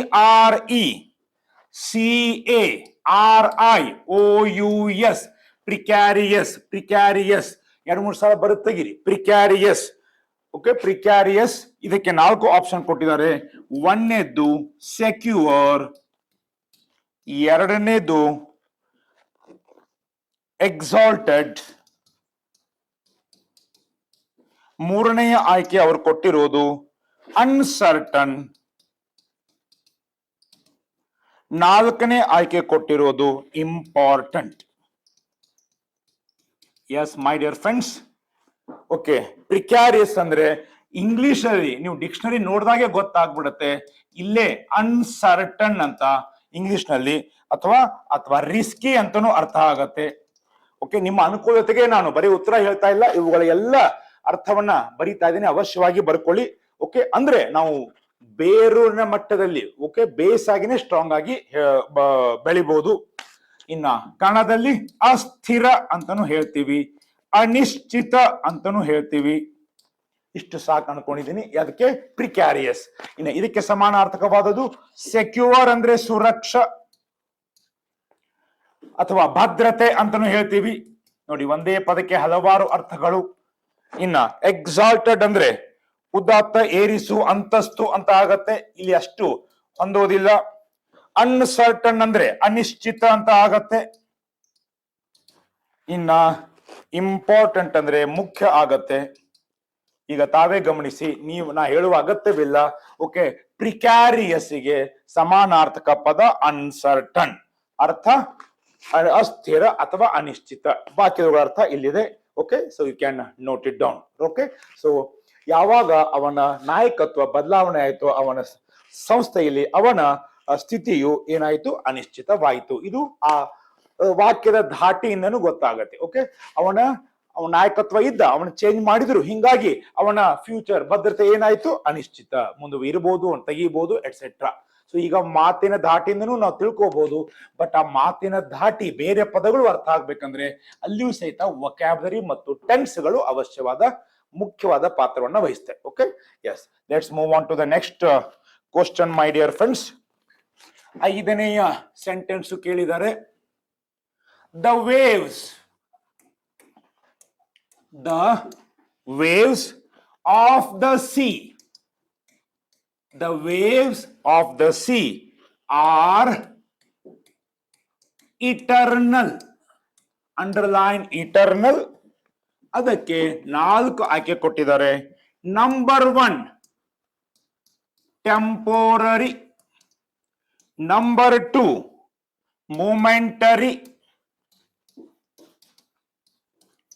number 3 transient, number 4 endless. Yes my dear friends, the waves of the sea, ಸಮುದ್ರದ ಅಲೆಗಳು ನೋಡಿ ಯಾವಾಗಲೂ ಏನಿರ್ತವೆ, ಈಟರ್ನಲ್. ಓಕೆ, ಈಟರ್ನಲ್ ಅಂತ ಅಂದ್ರೇನೆ, ಓಕೆ, ಈಟರ್ನಲ್ ಅಂತ ಅಂದ್ರೇನೆ ಇದಕ್ಕೆ ಇನ್ನೊಂದು ಸಮಾನಾರ್ಥಕವಾದ ಪದ ಇಲ್ಲಿ ಕೊಟ್ಟಿಲ್ಲ ಅಂದ್ರೂ ಬರ್ಕೊಳ್ಳಿ, ಪೆರೆನ್ನಿಯಲ್ ಅಂತ ಹೇಳ್ತೀವಿ. ಇನ್ನೊಂದು 2-3 ಎಕ್ಸಾಮ್ ಕೇಳಿದ್ದಾರೆ, ಪೆರೆನ್ನಿಯಲ್. ಓಕೆ, ಇದರ ಅರ್ಥ ಅಂದ್ರೆ ಏನು, ಶಾಶ್ವತ, ಎಂದೆಂದಿಗೂ ಇರುವ, ಈ ರೀತಿ ಅರ್ಥ ಕೊಡುತ್ತೆ. This is a meaning of eternal. Okay, ಇನ್ನ ಟೆಂಪರರಿ ನಿಮಗೆ ಗೊತ್ತಿದೆ, ತಾತ್ಕಾಲಿಕ. ಇದಕ್ಕೆ ಆಂಟೋನಿಮ್ ಆಗುತ್ತೆ. ಬಟ್ ನಾವೀಗ ಇದಕ್ಕೆ ಸಮಾನಾರ್ಥಕವಾದ ಪದ ಸಿನೋನಿಮ್ ತಿಳ್ಕೊಬೇಕಾಗಿದೆ. ಬಟ್ ಯಾವುದಕ್ಕೂ ಟೆಂಪರರಿ ಅರ್ಥನು ಬರೆದಿಟ್ಕೊಳ್ಳಿ. ಇನ್ನ ಮೊಮೆಂಟರಿ ಅಂದ್ರೆ ಕ್ಷಣಿಕ, ಟ್ರಾನ್ಸಿಯೆಂಟ್ ಅಂದ್ರೆ ಅಸ್ಥಿರ, ಅಶಾಶ್ವತ, ನಶ್ವರ. ಎಂಡ್ಲೆಸ್ ಅಂದ್ರೆ ಓಕೆ ಶಾಶ್ವತ. So eternal is equal to perennial is equal to endless are all synonyms. ಬರ್ದು ಇಟ್ಕೊಂಡ್ಬಿಡಿ. eternal is equal to perennial, NaL ತಿದೆ. ಯಾಕೆ? ಸಮುದ್ರದಲ್ಲಿ ಅಲೆಗಳು ಯಾವಾಗಲೂ ನಿಲ್ತಾವ? ಇಲ್ಲ, ಯಾವಾಗಲೂ ಇದ್ದೇ ಇರ್ತವೆ, ಅದಕ್ಕೆ ಕೊನೆ ಇಲ್ಲ. endless ಹೀಗಾಗಿ ಶಾಶ್ವತ, ಅದಕ್ಕೆ ಸಮಾನಾರ್ಥಕ ಪದ ಪೆರೆನ್ನಿಯಲ್ ಅಂತಾನು ಹೇಳ್ತೀವಿ. ಇಟರ್ನಲ್, ಮೂರು ಹೊಸ ಪದಗಳು ಅವಶ್ಯ ಬರ್ಕೊಳ್ಳಿ. Eternal is equal to perennial is equal to endless is equal to ಶಾಶ್ವತ. ಬೇರೆ ಪದಗಳು ಅರ್ಥ ಆಗಬೇಕು. ಟೆಂಪರವರಿ ತಾತ್ಕಾಲಿಕ, ಮೊಮೆಂಟರಿ ಕ್ಷಣಿಕ, ಟ್ರಾನ್ಸಿಯಂಟ್ ಅಸ್ಥಿರ. Okay, yes, this is question number 5. Next move on to question number 6. 10 ಪ್ರಶ್ನೆಗಳನ್ನ ಇವತ್ತು ಸ್ಟಡಿ ಮಾಡಿ ಈ ರೀತಿ ಮುಂದೆ ನೇರವಾಗಿ 10 ಅಥವಾ 20 ಸ್ವಲ್ಪ ಫಾಸ್ಟ್ ಆಗಿ ಲಿಸ್ಟ್ ಕೊಟ್ಬಿಡ್ತೀನಿ, ಅವ್ನು ಬರ್ಕೊಳ್ಳಿ. ಸೊ ಇವತ್ತು 30 ಸಿನಾನಿಮ್ ಆಗ್ತವೆ. ಆಮೇಲೆ ಇಡಿಯಮ್ಸ್ ಅಂಡ್ ಫ್ರೇಸ್ ಹೋಗೋಣ. ಇದೇ ರೀತಿ ಹಂತ ಹಂತವಾಗಿ ಕವರ್ ಮಾಡೋಣ. Okay, definitely we can cover good number of vocabulary. 6th, the sad news. ನೋಡಿ, ಈಗ ಹಾಡಿನ ಈ ವಾಕ್ಯದ ಧಾಟಿ ಗೊತ್ತಾಯ್ತು. ಅದು ಏನ್ ಹೇಳುತ್ತೆ? ಸ್ಯಾಡ್ ನ್ಯೂಸ್, ದುಃಖದ ಸುದ್ದಿ. ಕಾಸ್ಡ್, ಕಾಸ್ ಅಂದ್ರೆ ಉಂಟು ಮಾಡು. ಕಾಸ್ಡ್ ಅಂದ್ರೆ ಸಿಂಪಲ್ ಪಾಸ್ಟ್ ಯೂಸ್ ಮಾಡಿದ್ದಾರೆ, ಉಂಟು ಮಾಡಿತು. ಏನನ್ನ? ಡಿಪ್ರೆಷನ್. ಇದನ್ನ ನಾವು ಆಡು ಭಾಷೆ ಒಳಗೆ ಹೇಳ್ಬೇಕಂದ್ರು ಡಿಪ್ರೆಷನ್ ಅಂದ್ಬಿಡ್ತೀವಿ. ಅಯ್ಯೋ, ಅವ್ರ ಫ್ಯಾಮಿಲಿ ಡಿಪ್ರೆಷನ್ ಆಯ್ತು ಅಂತ. ಬಟ್ ಡಿಪ್ರೆಷನ್ ಅವರು ಸಮಾನಾರ್ಥಕ ಪದ ಕೇಳಿದ್ದಾರೆ. ಡಿಪ್ರೆಷನ್ ಇನ್ ದ ಫ್ಯಾಮಿಲಿ, ದುಃಖದ ಸಂಗತಿ ಕುಟುಂಬದಲ್ಲಿ ಡಿಪ್ರೆಷನ್ ಅನ್ನ ಉಂಟು ಮಾಡಿತು. ಇನ್ನು ಡಿಪ್ರೆಷನ್ ಮೀನಿಂಗ್ ಹೇಳ್ತೀನಿ ಕನ್ನಡ ಮತ್ತು ಇಂಗ್ಲಿಷ್ ಅಲ್ಲಿ. ಅವರು ಕೊಟ್ಟರು 4 ಆಪ್ಷನ್ಗಳು. D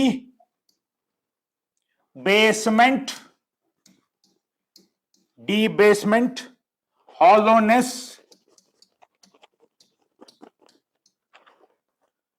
ಪ್ರೋಸ್ಟ್ರೇಷನ್, PROSTRATION.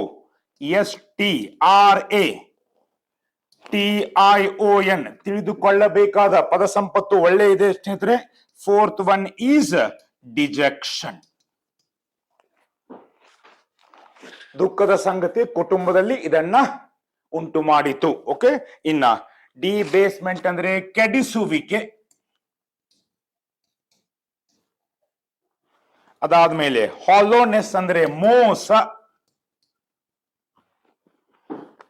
ಪ್ರೋಸ್ಟ್ರೇಷನ್ ಅಂದ್ರೆ ಶರಣಾಗತಿ, ಸರೆಂಡರ್ ಅಂತ ಹೇಳ್ತೀವಿ. ಡಿಜೆಕ್ಷನ್ ಅಂದ್ರೆ ಡಿಪ್ರೆಷನ್ ಅಥವಾ ಖಿನ್ನತೆ.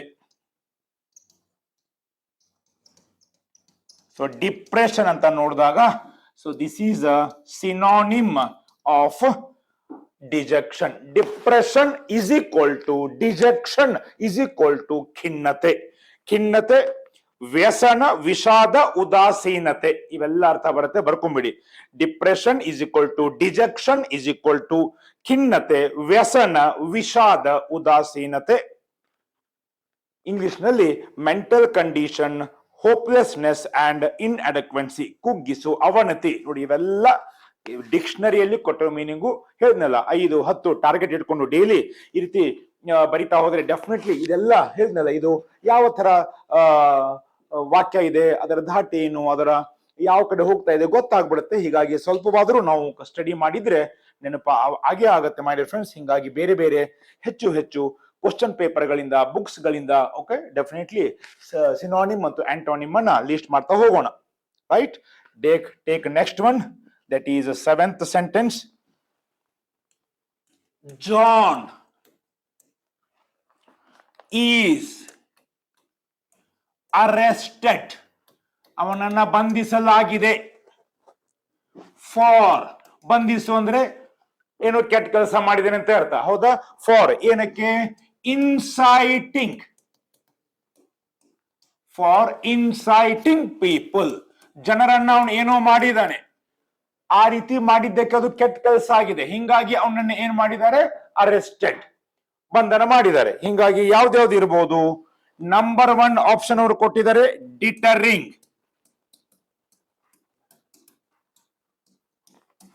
ನಂಬರ್ 2 ಕೊಟ್ಟಿದ್ದಾರೆ, ಪ್ರವೋಕಿಂಗ್. ನಂಬರ್ 3 ಆಪ್ಷನ್ ಕೊಟ್ಟಿದ್ದಾರೆ ಡಿಸ್ಕರೇಜಿಂಗ್.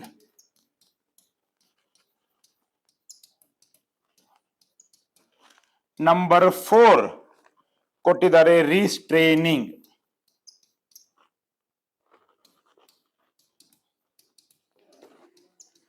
ಎಸ್, ಇನ್ನ ಇನ್ಸೈಟ್, ENCIT, ಇನ್ಸೈಟ್ ಅಂದ್ರೆ ಇಲ್ಲಿ ಉತ್ತೇಜಿಸು ಅಂತ ಆಗತ್ತೆ.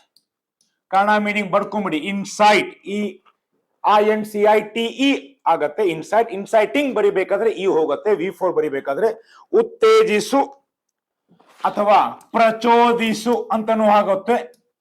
ಇನ್ನೊಂದು ಇಂಪಾರ್ಟೆಂಟ್ ವರ್ಡ್ ಬರ್ಕೊಳ್ಳಿ ಸ್ನೇಹಿತರೆ, ಇನ್ಸೈಟಿಗೆ ಫೋಮೆಂಟ್ ಅಂತಾನೂ ಹೇಳ್ತೀವಿ. ಒಂದು PSI ಟ್ರಾನ್ಸ್ಲೇಷನ್ ಇದನ್ನು ಕೇಳಿದ್ದಾರೆ, incite is equal to foment is equal to ಉತ್ತೇಜಿಸು, ಪ್ರಚೋದಿಸು. ಇನ್ನ ಇಲ್ಲಿ ಡಿಟರಿಂಗ್ ಅಂದ್ರೆ ಹಿಂಜರಿ ಅಥವಾ ತಡೆಗಟ್ಟು, ಹಿಂಜರಿ ಅಥವಾ ತಡೆಗಟ್ಟು ಇಲ್ಲಿ ಆಗೋದಿಲ್ಲ. ಪ್ರವೋಕ್ ಪ್ರೇರೇಪಿಸು ಅಥವಾ ಕೆರಳಿಸು ಅಥವಾ ರೇಗಿಸು ಈ ಅರ್ಥ ಆಗತ್ತೆ. ಡಿಸ್ಕರೇಜಿಂಗ್ ಅಂದ್ರೆ ಧೈರ್ಯ ಕೆಡಿಸು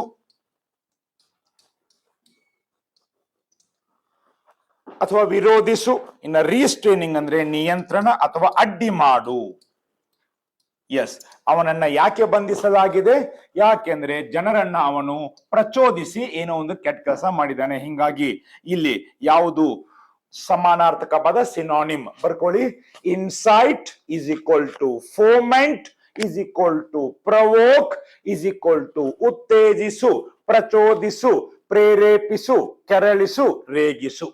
ಈ ರೀತಿ 5-6 ಸರಿ ನಾವು ಬರ್ಕೊಂಡು ಅರ್ಥ ಬರ್ಕೊಂಡು ರಿಪೀಟ್ ಮಾಡಿದ್ರೆ ನೆನಪು ಅವಶ್ಯವಾಗಿ ಉಳಿಯುತ್ತೆ.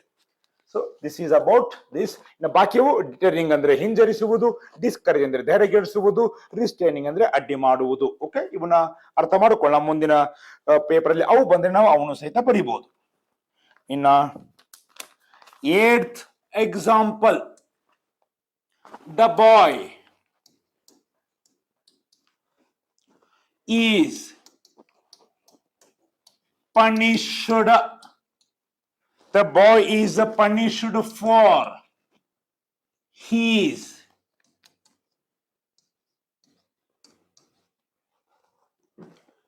audacity. The boy is punished for his audacity. boy is punished. ಸಣ್ಣ ಹುಡುಗನನ್ನ ಶಿಕ್ಷೆ ಕೊಡಲಾಗಿದೆ. ಯಾಕೆ? ಫಾರ್ ಹಿಸ್ ಅಡಾಸಿಟಿ ಅಂದ್ರೆ ಇಲ್ಲೂ ಸ್ವಲ್ಪ ನೆಗೆಟಿವ್ ಇದೆ, ಅವನಿಗೆ ಶಿಕ್ಷೆ ಕೊಟ್ಟಿದ್ದಾರೆ, ಪನಿಷ್. ಯಾಕೆ? Because of this. ಯಾವುದು? Number 1 arrogance. Number 1 arrogance. Number 2 humility. Number 3 mildness. Number 4 cowardice.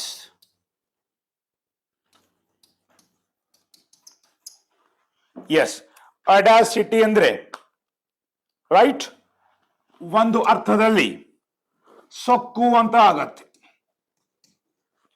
ಸೊಕ್ಕು ಅಥವಾ ಹೀನತೆ ಅಥವಾ ಲಜ್ಜ, ದಿಟ್ಟತನ ಅಂತ ಆಗತ್ತೆ. ಒಮ್ಮೆ ಪಾಸಿಟಿವ್ ಆಗಿ ತಗೋಬಹುದು, ಒಮ್ಮೆ ನೆಗೆಟಿವ್. ಬಟ್ ಇಲ್ಲಿ ಪನಿಷ್ ಇರೋದ್ರಿಂದ ನೆಗೆಟಿವ್ ಆಗಿ ತಗೋಬೇಕು. ಹೀಗಾಗಿ ಸೊಕ್ಕು. ಅರೋಗನ್ಸ್ ಅಂದ್ರೂ ಸಹಿತ ಸೇಮ್ ವರ್ಬ್ ಆಗತ್ತೆ, ಸೊಕ್ಕು ಅಂತ ಆಗತ್ತೆ ಅಥವಾ ಕೊಬ್ಬು, ಅಹಂಕಾರ ಅಂತ ಆಗತ್ತೆ, ಎಲ್ಲ ಸಮಾನಾರ್ಥಕ ಪದ. ಅದಾದ್ಮೇಲೆ ಹ್ಯುಮಿಲಿಟಿ ಅಂದ್ರೆ ನಮ್ರತೆ ಬರುತ್ತೆ, ಒಳ್ಳೆಯ ಪದ. ಈ ಉತ್ತರಲ್ಲಿ ಇರದೇ ಇದ್ರು ಮುಂದೆ ಉಪಯೋಗ ಆಗುವಂತ ಪದ ಹ್ಯುಮಿಲಿಟಿ ಅಂದ್ರೆ ನಮ್ರತೆ, ವಿನಯ, ದೀನತೆ. ಅದಾದ್ಮೇಲೆ ಮೈಲ್ಡ್ನೆಸ್ ಅಂದ್ರೆ ಸೌಮ್ಯತೆ. ನೋಡಿ, ಈ ಪದಗಳೆಲ್ಲ ಗೊತ್ತಾದಾಗ ಎಷ್ಟು ವಿಶಾಲವಾಗಿ ನಾವು ಪದ ಸಂಪತ್ತನ್ನ ಬೆಳೆಸ್ಕೋಬಹುದು. ಇನ್ನ ಕವರ್ಡೈಸ್ ಅಂತಂದ್ರೆ ಹೇಡಿತನ. ಸೊ ಹೇಡಿತನಕ್ಕಂದ್ರೂ ಅವನು ಅರೆಸ್ಟ್ ಮಾಡಿಲ್ಲ. ಯಾದಕ್ಕೆ? ವಿನಯ ಇಲ್ಲ, ಸೌಮ್ಯತೆ ಇಲ್ಲ. ಅವನ ಪನಿಷ್ಮೆಂಟ್, ಆ ವಾಕ್ಯದ ಧಾಟಿ ಏನು, ಅದು ಏನ್ ಹೇಳುತ್ತೆ, ಅವನನ್ನ ಶಿಕ್ಷೆಗಳಾಗಿದೆ ಅಂದ್ರೆ ಇದಕ್ಕೆ ಅಡಾಸಿಟಿ ಅಂದ್ರೆ ಸೊಕ್ಕು. ಸೊಕ್ಕಿಗೆ ಸಮಾನಾರ್ಥಕ ಪದ ಆರೋಗನ್ಸ್. ಸೊ ಹಿಂಗಾಗಿ audacity is equal to arrogance is equal to ಸೊಕ್ಕು, ಅಹಂಕಾರ ಅಂತ ಅವಶ್ಯವಾಗಿ ಬರ್ಕೊಳ್ಳಿ. ಬಾಕಿವೆಲ್ಲ ಹ್ಯುಮಿಲಿಟಿ, ನಮ್ರತೆ, ಮೈಲ್ಡ್ನೆಸ್, ಸೌಮ್ಯತೆ, ಕವರ್ಡೈಸ್, ಹೇಡಿತನ.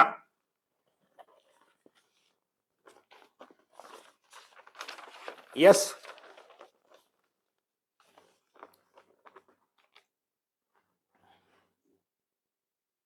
ಈಗ ಒಮ್ಮೊಮ್ಮೆ ಡಬಲ್ ಕ್ವಶನ್ಸ್ ಕೊಡ್ತಾರೆ. ಎರಡು ಕ್ವಶನ್ಗೆ ಒಂದೇ ಸಿನಾನಿಮ್ ಅನ್ನ ಕಂಡು ಹಿಡಿಯುವಂಥದ್ದು ಅಂಡರ್ಲೈನ್ ಹಾಕಿರೋ ಪದಗಳಿಗೆ. ಓಕೆ, ಏನಂತ ಕೊಟ್ಟಿದ್ದಾರೆ? Question will be like this. ಈ ತರದ ಕ್ವಶನ್ ತಿಳ್ಕೊಳ್ಳಿ. In the following two questions, ಈ ಕೆಳಗಿನ ಎರಡು ಪ್ರಶ್ನೆಗಳಲ್ಲಿ, you have to choose the word from the options given below which has the same meaning and can be used in the same context. ಅದೇ ಸನ್ನಿವೇಶದಲ್ಲಿ ಉಪಯೋಗ ಮಾಡಬಹುದು. Context as the underlined word in both sentences and mark the correct answer in your answer sheet. Okay, ಎರಡು ವಾಕ್ಯಗಳಲ್ಲಿ ಎರಡು ಪದಗಳಿಗೆ underline ಮಾಡಿರ್ತಾರೆ. ಅವು ಎರಡು ಪದಗಳಿಗೆ ಸಮಾನಾರ್ಥಕವಾದ ಒಂದು ಪದ ಅದೇ ಸನ್ನಿವೇಶದಲ್ಲಿ ಉಪಯೋಗ ಮಾಡುವಂತದ್ದು. ಓಕೆ, ಎಕ್ಸಾಂಪಲ್ ಬರೆದ್ಬಿಡೋಣ. Okay, so this is 9th example. ಆದ್ರೆ 9th ದಲ್ಲಿನೇ ಫಸ್ಟ್ ಏನ್ ಬರೆದಿದ್ದಾರೆ ಅಂತಂದ್ರೆ ದೇ. ಇದು ನೋಡಿ, ಈ ತರ ಇತ್ತೀಚಿನ ದಿನಗಳಲ್ಲಿ ಈ ತರದ ಪ್ರಶ್ನೆ ಕೇಳ್ತಾ ಇದ್ರೆ ಎರಡೆರಡು ಪ್ರಶ್ನೆಗಳು, ಎರಡು ಪ್ರಶ್ನೆಗಳಲ್ಲಿ ಒಂದೊಂದು ವರ್ಡ್ ಅನ್ನ ಅಂಡರ್ಲೈನ್ ಮಾಡಿರ್ತಾರೆ. ಎರಡೂ ಅಂಡರ್ಲೈನ್ ಮಾಡಿದ ವರ್ಡ್ ಗಳಿಗೆ ಸಮಾನಾರ್ಥಕವಾದ ಪದವನ್ನ ಹೇಳಬೇಕು. ದೇ ಡಿಡ್ ನಾಟ್ ಲಿಸನ್, ಅವರು ಆಲಿಸಲಿಲ್ಲ. They did not listen to his words, ಅವನ ಮಾತುಗಳಿಗೆ, ಅವನ ಶಬ್ದಗಳಿಗೆ ಅವರು ಆಲಿಸಲಿಲ್ಲ. ಇದು ಅರ್ಥ ಆಗಲೇಬೇಕು. Before starting, before starting their journey, ಅವರ ಪ್ರಯಾಣವನ್ನ ಆರಂಭಿಸುವ ಮೊದಲು ಅವರು ಅವನ ಮಾತುಗಳನ್ನು ಕೇಳಲಿಲ್ಲ, ಆಲಿಸಲಿಲ್ಲ, ಲಕ್ಷ್ಯಗೊಟ್ಟು ಕೇಳಲಿಲ್ಲ. ಇದು ವರ್ಡ್ಸ್ ಅಂಡರ್ಲೈನ್ ಮಾಡಿದ್ದಾರೆ. ಎರಡನೇ ವಾಕ್ಯದಲ್ಲಿ ಸ್ನೇಹಿತರೆ, the students,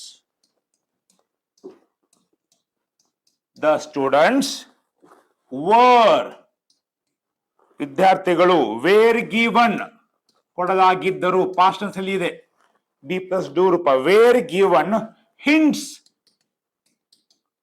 were given hints. ಇಲ್ಲಿ ಹಿಂಟ್ಸ್ ಅಂದ್ರೆ ಸುಳಿವು. ವರ್ಡ್ಸ್ ಮಾತುಗಳು, ಹಿಂಟ್ಸ್ ಅಂದ್ರೆ ಸುಳಿವು. ಬಿಫೋರ್, ಬಿಫೋರ್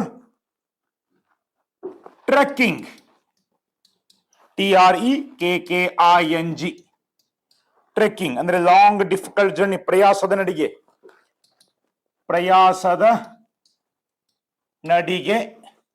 ಇಂಗ್ಲಿಷ್ ನಲ್ಲಿ ಹೇಳ್ಬೇಕಂದ್ರೆ ಲಾಂಗ್ ಡಿಫಿಕಲ್ಟ್ ಜರ್ನಿ ಅಂತ ಹೇಳ್ತೀವಿ, ಟ್ರೆಕ್ಕಿಂಗ್. ಓಕೆ, ಇಲ್ಲಿ ನೋಡಿ, ಇಲ್ಲಿ ಹಿಂಟ್ಸ್ ಅಂಡರ್ಲೈನ್ ಮಾಡಿದ್ದಾರೆ, ಇಲ್ಲಿ ವರ್ಡ್ಸ್ ಅಂಡರ್ಲೈನ್ ಮಾಡಿದ್ದಾರೆ, ಅಂಡ್ 4 ಆಪ್ಷನ್ ಕೊಟ್ಟಿದ್ದಾರೆ. Number 1 guidance,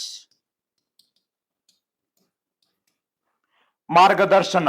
number 2 advice, advice ಅಂದ್ರೆ ಸಲಹೆ ಸೂಚನೆ ನೀಡು, ಗೈಡೆನ್ಸ್ ಅಂದ್ರೆ ಮಾರ್ಗದರ್ಶನ. ಇನ್ನ ಮೂರನೇದು ಏನ್ ಕೊಟ್ಟಿದ್ದಾರೆ? ವಿಸ್ಡಮ್, ವಿಸ್ಡಮ್ ಅಂದ್ರೆ ವಿವೇಕ, ಜಾಣತನ ಅಂತ ಆಗತ್ತೆ.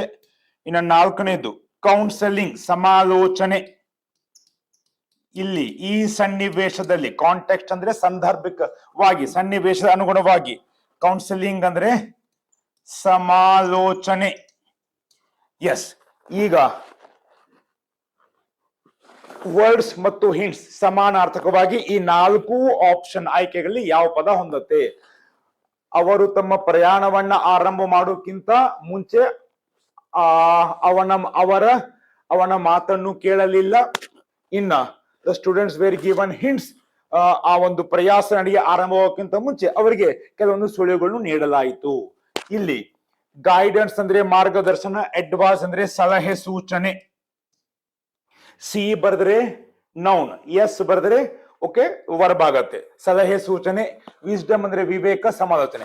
ವಿವೇಕ ಸಮಾಲೋಚನೆ ಇಲ್ಲಿ ಅಷ್ಟು ಸುಳಿವು ಆಗಲ್ಲ, ಹೊಂದಲ್ಲ. ಗೈಡೆನ್ಸ್ ಮಾರ್ಗದರ್ಶನ, ಇನ್ನೊಂದು ಸಲಹೆ. ಸೊ ಬರೀ ಮಾರ್ಗದರ್ಶನ ಅಲ್ಲ. ಇಲ್ಲಿ ನೋಡಿ, ಅವ ಏನೋ ಹೇಳ್ತಾ ಇದ್ದ, ಕೇಳಿಲ್ಲ, ಇಲ್ಲಿ ಕೆಲವೊಂದು ಸುಳಿವು ಕೊಟ್ರು. ಹೀಗಾಗಿ ಸಲಹೆ ಸೂಚನೆ, ಅಡ್ವೈಸ್ ಇಲ್ಲಿ ಹೊಂದತ್ತೆ. ಹೀಗಾಗಿ ವರ್ಡ್ಸ್ ಈ ಸನ್ನಿವೇಶದಲ್ಲಿ ಹಿಂಟ್ಸ್ ಸುಳಿವು. ಈ ಸನ್ನಿವೇಶದಲ್ಲಿ ಎರಡಕ್ಕೂ ಸಮಾನಾರ್ಥಕವಾದ ಪದ ಅಡ್ವೈಸ್. ಅವರು ಅವನ ಸಲಹೆ ಸೂಚನೆಗಳನ್ನು ಕೇಳಲಿಲ್ಲ. ಆ ಪ್ರಯಾಸದ ನಡಿಗೆ ಆರಂಭ ಮಾಡೋಕ್ಕಿಂತ ಮುಂಚೆ ಅವರಿಗೆ ಕೆಲವೊಂದು ಸಲಹೆ ಸೂಚನೆಗಳನ್ನು ನೀಡಿದರು. ಪರ್ಫೆಕ್ಟ್ ಆಗಿ ಹೊಂದತ್ತೆ. ಹಿಂಗಾಗಿ advice is a better best the right word to be filled instead of words and hints. Okay, ನೋಡಿ ಈ ಪದ ಈ ಪೂರ್ತಿ ವಾಕ್ಯ ಅರ್ಥ ಆಗ್ಬೇಕಂದ್ರೆ, ಇದರ ಅರ್ಥ ಆಗ್ಬೇಕಂದ್ರೆ ಈ ಬಾಕಿ ಎಲ್ಲ ಪದಗಳ ಅರ್ಥ ಆಗಲೇಬೇಕು. ಹಿಂಗಾಗಿ okay, V1, V2, V3 simple sentences translation Kannada to English and vice versa. That also very important. ಸಾಕಷ್ಟು ಕ್ಲಾಸಿಕ್ ಯೂಟ್ಯೂಬ್ ಚಾನೆಲ್ ನಾನು ಟ್ರಾನ್ಸ್ಲೇಷನ್ ಕ್ಲಾಸ್ಗಳನ್ನ ಸಣ್ಣ ವಾಕ್ಯಗಳು ಹಿಡ್ಕೊಂಡು ಮಾಡಿದ್ದೀನಿ, ಅವನು ನೋಡಿ. ಈ ಹಿಂದೆ ಸ್ಪೋಕನ್ ಇಂಗ್ಲಿಷ್ ಕ್ಲಾಸ್ ಅಲ್ಲಿ ಸಿಂಪಲ್ ವ್ಯಾಕರಣ ಅಂತ ಮಾಡಿದ್ದೀನಿ, ಅವನು ನೋಡಿ. ಅವೆಲ್ಲವುಗಳಲ್ಲಿ ಓಕೆ, ಇವುಗಳ ಕೆಲವೊಂದು ಭಾಗಗಳ ಅವಶ್ಯವಾಗಿ ಮಾಡಿದ್ದೀನಿ. ಅವುಗಳ ಮುಂದಿನ ಭಾಗವಾಗಿ ಈ ವೊಕ್ಯಾಬುಲರಿ ಭಾಗವನ್ನ ಮಾಡ್ತಾ ಇದ್ದೀನಿ. ಹಿಂಗಾಗಿ translation, vocabulary, grammar, okay, all are interconnected. Okay, so let's go on studying. Next, ಇನ್ನೊಂದು ಎಕ್ಸಾಂಪಲ್ ಇದೇ ತರದ್ದು ಡಬಲ್ ಕ್ವಶನ್ಸ್. 10th ಇದಕ್ಕೆ ಫಸ್ಟ್ ಹೇಳಿದ್ದಾರೆ, he could not exploit. he could not past tense ಗೂ ಬಳಕೆ ಮಾಡ್ತೀವಿ. exploit ಅಂದ್ರೆ ದುರ್ಬಳಕೆ. ಎಕ್ಸ್ಪ್ಲಾಯ್ಟ್ ಅಂದ್ರೆ ದುರ್ಬಳಕೆ. ಇದನ್ನ ಅಂಡರ್ಲೈನ್ ಮಾಡಿದ್ದಾರೆ. he could not exploit the talent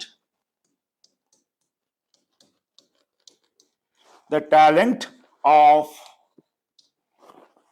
his teammates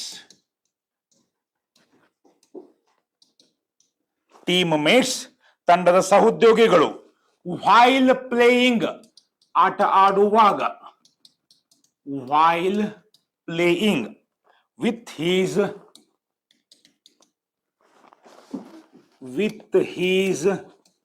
opponent.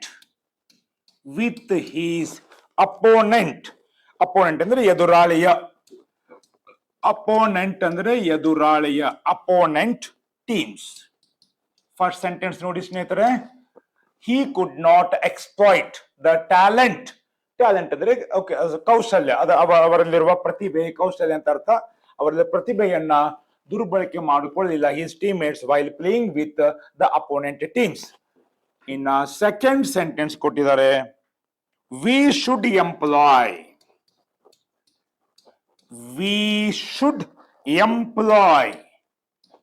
ಇಲ್ಲಿ ಅಂಡರ್ಲೈನ್ ಅವರು ಎಂಪ್ಲಾಯ್ ಮಾಡಿದ್ದಾರೆ. ಎಂಪ್ಲಾಯ್ ಅಂದ್ರೆ ನೇಮಿಸಿಕೊಳ್ಳು. ಇದು ಗೊತ್ತಿದೆ ನಿಮಗೆ. ಎಂಪ್ಲಾಯ್ ಅಂದ್ರೆ ನೇಮಿಸಿಕೊಳ್ಳು, ಕೆಲಸ ಮಾಡಿಸು. we should employ all methods while dealing with the communal riots. ಇಲ್ಲಿ ರಾಯಟ್ಸ್ ಅಂದ್ರೆ ಗಲಭೆಗಳು, ಕಮ್ಯುನಲ್ ಅಂದ್ರೆ ಕೋಮು ಗಲಭೆಗಳು, ಡೀಲಿಂಗ್ ಅಂದ್ರೆ ವ್ಯವಹರಿಸು. ಇಲ್ಲಿ ಎರಡಕ್ಕೂ ಸೂಟಬಲ್ ಆಗುವಂತ 4 ಪದಗಳನ್ನು ಕೊಟ್ಟಿದ್ದಾರೆ.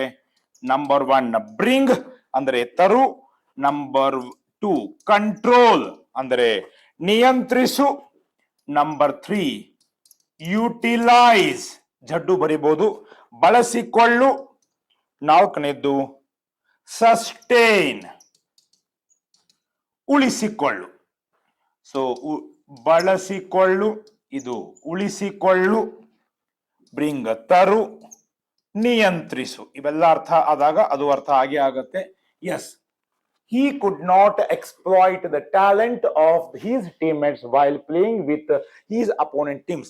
ವಿರುದ್ಧವಾದ ಅಂದ್ರೆ ಎದುರಾಳಿಯ ತಂಡಗಳ ಆಡಬೇಕಾದ್ರೆ ಅವನ ತಂಡದಲ್ಲಿರುವ ಸಹೋದ್ಯೋಗಿಗಳ ಪ್ರತಿಭೆಯನ್ನ ಉಪಯೋಗ ಮಾಡ್ಲಿಕ್ಕೆ ಆಗಲಿಲ್ಲ. ನೋಡಿ, ಅದು ಬಂದ್ಬಿಡುತ್ತೆ. ಉಪಯೋಗ ಮಾಡ್ಲಿಕ್ಕೆ ದುರ್ಬಳಕೆ ಮಾಡಲಿಲ್ಲ. ಓಕೆ, ಬಳಕೆ ಮಾಡಲಿಲ್ಲ. ಮುಂದೆ we should employ, okay, ಅಂದ್ರೆ we should employ ನೇಮಿಸಿಕೊಳ್ಳಬೇಕು all methods while dealing with the communal riots. Okay, ನಾವು ಕೋಮು ಗಲಭೆಗಳನ್ನ ವ್ಯವಹರಿಸಬೇಕಾದ್ರೆ ಓಕೆ ಎಲ್ಲ ತರದ ಪದ್ಧತಿಗಳನ್ನ ನೇಮಿಸಿಕೊಳ್ಳಬೇಕು ಅಂತ ಇದೆ. ಈಗ ಹೇಳಿ, ಎಕ್ಸ್ಪ್ಲಾಯ್ಟ್ ಮತ್ತು ಎಂಪ್ಲಾಯ್ಗೆ ಸಮಾನಾರ್ಥಕ ಪದ ಇಲ್ಲಿ ಏನು? ಬ್ರಿಂಗ್, ತರುವುದು, ಇಲ್ಲಿ ತರುವುದು ಅಷ್ಟು ಹೊಂದಂಗಿಲ್ಲ. ನಿಯಂತ್ರಣ ಮಾಡುವುದು ಅರ್ಥ ಹೊಂದಂಗಿಲ್ಲ. ಯುಟಿಲೈಸ್, ಬಳಸು ಹೊಂದತ್ತೆ, ಸದ್ಯ ವೇಟಿಂಗ್ ಇಷ್ಟುಗಳನ್ನ ಉಳಿಸು ಆಗಲ್ಲ. ಹಿಂಗಾಗಿ so which is the better? Utilise. Utilise ಅಂದ್ರೆ ಬಳಕೆ ಮಾಡು. ಓಕೆ, ಅವನು ಅವ ತಂಡದ ಎದುರಾಳಿ ಜೊತೆ ಆಡಬೇಕಾದ್ರೆ ತನ್ನ ಸಹ ಉದ್ಯೋಗಿಗಳ ಪ್ರತಿಭೆಯನ್ನು ಓಕೆ ಉಪಯೋಗ ಮಾಡಲಿಲ್ಲ. ನಾವು ಕೋಮು ಗಲಭೆ ಜೊತೆ ವ್ಯವಹರಿಸಬೇಕಾದ್ರೆ ಎಲ್ಲ ತರಹದ ಪದ್ಧತಿಗಳನ್ನ ಓಕೆ ಏನು ಅದನ್ನ ಕಡಿಮೆ ಮಾಡಕ್ಕೆ ಬಳಸಿಕೊಳ್ಳಬೇಕು. ಓಕೆ, ಈ ರೀತಿ ಎರಡು ಸನ್ನಿವೇಶಕ್ಕೆ ಹೊಂದಿಕೊಂಡುವಂತ ಪದ ಎಕ್ಸ್ಪ್ಲಾಯ್ಟ್ ಮತ್ತು ಎಂಪ್ಲಾಯ್ಗೆ ಇಲ್ಲಿ ಯುಟಿಲೈಸ್ ಅಂತ ಆಗತ್ತೆ. ಓಕೆ, ಸೊ ನಾ ಹೇಳಿದಲ್ಲ, ಆ ವಾಕ್ಯದ ಧಾಟಿಯ ಮೇಲೆ ಗೊತ್ತಾಗ್ಬೇಕು. ಬಟ್ ಆ ಧಾಟಿ ಅರ್ಥ ಆಗ್ಬೇಕಾದ್ರೂ, ಅದು ಯಾವ ಕಡೆ ಹೋಗ್ತಾ ಇದೆ, ಆ ಸಂದರ್ಭ ಸನ್ನಿವೇಶ ಅರ್ಥ ಆಗ್ಬೇಕಾದ್ರೂ ಇನ್ನುಳಿದ ಪದಗಳ ಅರ್ಥಗಳು ಮತ್ತು ಟೆನ್ಸ್ ಅರ್ಥ ಆಗ್ಬೇಕು. ಓಕೆ, ಏನು ಟೆನ್ಷನ್ ಇಲ್ಲ, one by one we can go on studying the synonyms. Okay, ಈಗ ಮೈ ಡಿಯರ್ ಫ್ರೆಂಡ್ಸ್, ಈ ತರಹದ ಪ್ರಶ್ನೆಗಳು ಕೇಳ್ತಾ ಬಂದು ಗೊತ್ತಾಯ್ತು. ಈಗ ನೇರವಾಗಿ ನಿಮಗೆ ಪೆನ್ನು ಪೇಪರ್ಗೆ ಕೆಲಸ. ಓಕೆ, 20 ಹೊಸ ಸಿನಾನಿಮ್ ಕೊಡ್ತಾ ಇದ್ದೀನಿ. ಓಕೆ, ಬೇಗ ಬೇಗ ಬರ್ಕೊಂಡ್ಬಿಡಿ. Make a list, let us learn other synonyms. Okay, fresh ಆಗಿ ಕೊಡ್ತಾ ಇದ್ದೀನಿ. Number 1 abrupt. ಇದರಲ್ಲಿ ಏನು ಟೆಕ್ನಿಕ್ ಇಲ್ಲ. ಓಕೆ, ಬೇಗ ಬೇಗ ಹೇಳ್ತಾ ಇದ್ದೀನಿ, ಬರ್ಕೊಂಡ್ಬಿಡಿ. Abrupt is equal to sudden, is equal to ಹಠಾತ್ ಅಥವಾ ಸುಗಮವಲ್ಲದ. Abrupt is equal to sudden, is equal to ಹಠಾತ್. ಎರಡನೇದು benevolence. Benevolence is equal to active kindness. Active kindness is equal to ಔದಾರ್ಯ ಅಥವಾ ಪರೋಪಕಾರ ಗುಣ. Yes, my dear friends. Number 1 abrupt, sudden, ಹಠಾತ್. Number 2 benevolence, active kindness, ಔದಾರ್ಯ, ಪರೋಪಕಾರ ಗುಣ. ಎರಡೆರಡು ಮೂರು ಸಲ ಅನ್ಕೊಳ್ಳಿ, ಬದಿಟ್ಕೊಳ್ಳಿ, ಅವಶ್ಯವಾಗಿ ನೆನಪು ಉಳಿಯುತ್ತೆ. ಮೂರನೇದು ಕ್ಯಾಕೋಫೋನಿ, CACOPHONY, ಕ್ಯಾಕೋಫೋನಿ is equal to discord of sounds. Discord of sounds. Cacophony is equal to discord of sounds. ಶಬ್ದಗಳ ಅಪಶ್ರುತಿ. ಶಬ್ದಗಳ ಅಪಶ್ರುತಿ ಅಥವಾ ಕರ್ಕಶ ಸ್ವರ ಅಥವಾ ಅಪಸ್ವರ. I repeat, cacophony is equal to discord of sounds is equal to ಶಬ್ದಗಳ ಅಪಶ್ರುತಿ ಅಥವಾ ಕರ್ಕಶ ಸ್ವರ ಅಥವಾ ಅಪಸ್ವರ. 3. Let's go on to the fourth one. Fourth one is equal to dearth. DEARTH. Dearth is equal to scarcity. Dearth is equal to scarcity is equal to ಕೊರತೆ ಅಥವಾ ಬರ ಅಥವಾ ಒಮ್ಮೊಮ್ಮೆ ಕ್ಷಾಮ. ಬಟ್ ಪ್ರಥಮ ಆದ್ಯತೆ ಕೊರತೆ, ಕಡಿಮೆ ಬೀಳುವುದು. Number 5 edible is equal to fit to be eaten. Fit to be eaten ಅರ್ಥ ತಿನ್ನಲು ಯೋಗ್ಯವಾದ. ತಿನ್ನಲು ಯೋಗ್ಯವಾದ edible. Number 6 frugal, FRUGAL, frugal is equal to economical, is equal to ಮಿತ ವ್ಯಯದ. ಮಿತ ವ್ಯಯದ. Yes, DER, dearth is equal to scarcity is equal to ಕೊರತೆ. Edible is equal to fit to be eaten is equal to ತಿನ್ನಲು ಯೋಗ್ಯವಾದ. Frugal is equal to economical is equal to ಮಿತವ್ಯಯವಾದ. ಈ ರೀತಿನೇ repeat ಮಾಡಿ ನೆನಪಿಟ್ಕೊಳ್ಳಿ. ನೆಕ್ಸ್ಟ್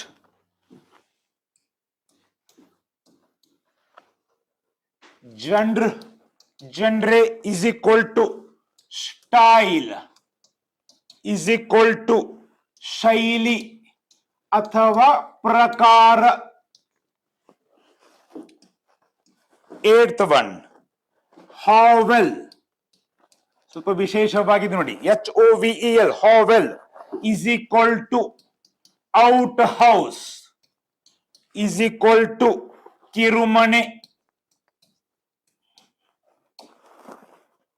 ಬರುತ್ತೆ ಗಿರಿ ಸ್ನೇಹಿತರೆ. ಹಿಂಗಾಗಿ ನಾನು ಸಹಿತ ಓಕೆ ಪ್ರಾಕ್ಟಿಕಲಿ ಬರದೇ ನಿಮ್ಗೆ ಹೇಳ್ತಾ ಇದ್ದೀನಿ. ಓಕೆ ಬರೀ PDF ಪ್ರೆಸೆಂಟೇಶನ್ PPT ಅಂದ್ರೆ ಅದರಲ್ಲೇ ಉಳಿಯುತ್ತೆ, ಇಲ್ಲಿ ಉಳಿಯಲ್ಲ. ಹಿಂಗಾಗಿ we have to write and remember. Next ADU ADIEU ADU ಅಂತ ಹೇಳ್ತೀವಿ is equal to farewell is equal to ವಿದಾಯ, ಗುಡ್ ಬೈ ಹೇಳುವಂಥದ್ದು. ADU genre ಸ್ಟೈಲ್ ಶೈಲಿ ಪ್ರಕಾರ, ಹಾವೆಲ್ ಔಟ್ ಹೌಸ್ ಕಿರುಮನೆ, ADU ಫೇರ್ವೆಲ್ ವಿದಾಯ. Next 10th one apathetic APATHETIC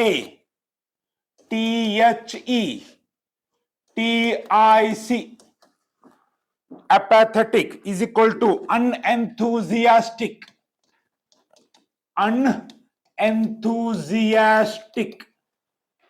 ಅಂದ್ರೆ ಉದಾಸೀನತೆ,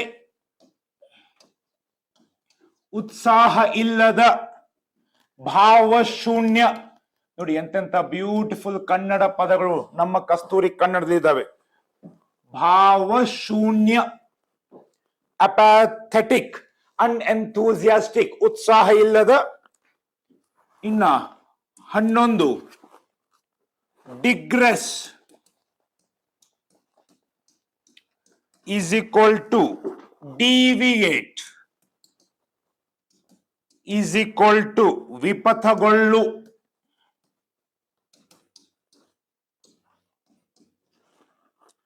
ಅಥವಾ ದಾರಿ ತಪ್ಪು is equal to ದಾರಿ ಬಿಟ್ಟು ಹೋಗು.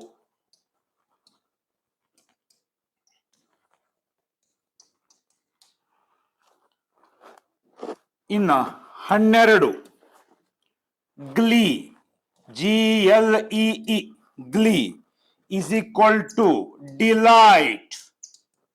Glee is equal to delight is equal to ಚಾರಣ,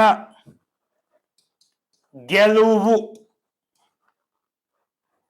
ಹಿಗ್ಗು ಅಥವಾ ಸಂತೋಷ. ನೋಡಿ ಸನ್ನಿವೇಶದ ಅನುಗುಣವಾಗಿ according to context sometimes meanings are changed, but anyway it is positive meaning. Glee, delight, ಚಾರಣ, ಗೆಲುವು, ಸಂತೋಷ.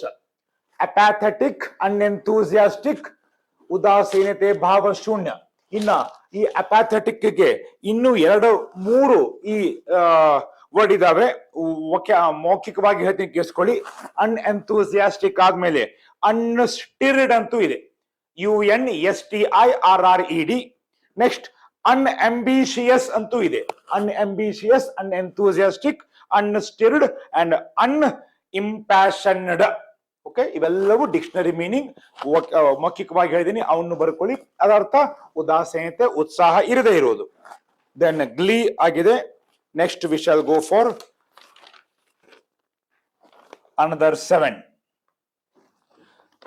13th one grave GRAVE grave ಅಂದ್ರೆ serious is equal to sober is equal to solemn. ಅರ್ಥ ಗಂಭೀರ ಅಥವಾ ಘನ. ಒಮ್ಮೊಮ್ಮೆ ಇದಕ್ಕೆ ಅರ್ಥ ಸಮಾಧಿ, ಗೋರಿ, ಕೆತ್ತು, ಕೊರೆ ಅಂತನೂ ಕೊಡುತ್ತೆ. ಬಟ್ ಈ 2 ಅರ್ಥದಲ್ಲಿ ಸೋಬರ್, ಸೊಲೆಮ್, ಗಂಭೀರ ಮತ್ತು ಘನ. ಇನ್ನೊಂದು ಕಾಂಟೆಕ್ಸ್ಟ್ ಅಲ್ಲಿ ಸಮಾಧಿ ಗೋರಿ ಅಂತನೂ ಕೊಡುತ್ತೆ. ಯಾವುದಕ್ಕೆ? ಗ್ರೇವ್ಗೆ. Right, GRAVE. Next 14th one, mixture, MIXTURE. ಸ್ವಲ್ಪ ಗೊತ್ತಿರೋ word mixture is equal to, ಆದ್ರೆ ಇದಕ್ಕೆ ಸಮಾನಾರ್ಥಕವಾದ ಪದಗಳು ಮಿಂಗ್ಲಿಂಗ್, ಅದಾದ್ಮೇಲೆ ಬ್ಲೆಂಡಿಂಗ್, ಅದಾದ್ಮೇಲೆ ಕಾಂಬಿನೇಷನ್. ನೋಡಿ, ಪ್ರತಿಯೊಂದು ಪದದ ಓಕೆ ಅರ್ಥಗಳು ಬೇರೆ ಬೇರೆ ಸನ್ನಿವೇಶ ಬೇರೆ ಬೇರೆ ಇರುತ್ತೆ. ಮಿಕ್ಸ್ಚರ್, ಮಿಂಗ್ಲಿಂಗ್, ಬ್ಲೆಂಡಿಂಗ್, ಕಾಂಬಿನೇಷನ್, ಅರ್ಥ ಬೆರೆಯುವಿಕೆ, ಇದು ಆಗತ್ತೆ. ಮಿಂಗ್ಲಿಂಗ್ ಅಂದ್ರೆ ಮಿಶ್ರಣ, ಅದು ಆಗತ್ತೆ. ಮಿಕ್ಸ್ಚರ್ ಮಿಶ್ರಣ, ಇನ್ನ ಸಂಯೋಗ ಅಂತನೂ ಆಗತ್ತೆ. So these are the meanings of this. Grave, serious, sober, solemn, ಗಂಭೀರ, ಘನ. ಮಿಕ್ಸ್ಚರ್, ಮಿಂಗ್ಲಿಂಗ್, ಬ್ಲೆಂಡಿಂಗ್, ಕಾಂಬಿನೇಷನ್, ಬೆರೆಯುವಿಕೆ, ಮಿಶ್ರಣ, ಸಂಯೋಗ. Next 15, vivid is equal to graphic. Vivid is equal to graphic. Clear, apparent,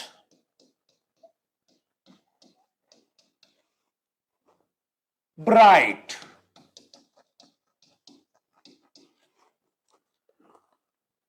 vivid ಅಂದ್ರೆ ಎದ್ದು ಕಾಣುವ.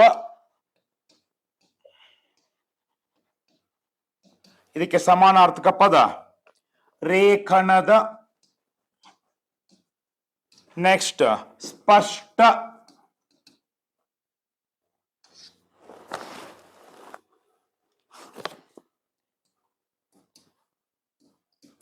ಸ್ಪಷ್ಟ.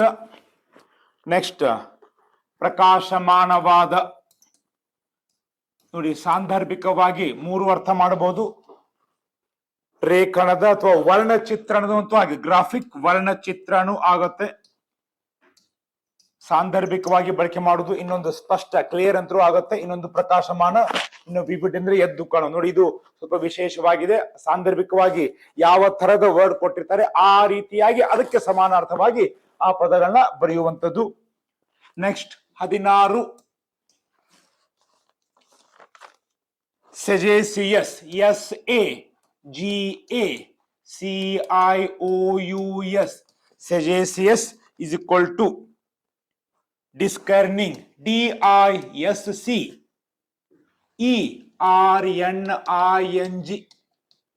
ಡಿಸರ್ನಿಂಗ್ ಆಗತ್ತೆ. ಸೆಜೇಸಿಯಸ್ ಅಂದ್ರೆ ಚತುರ ಅಥವಾ ಚುರುಕು ಬುದ್ಧಿಯ.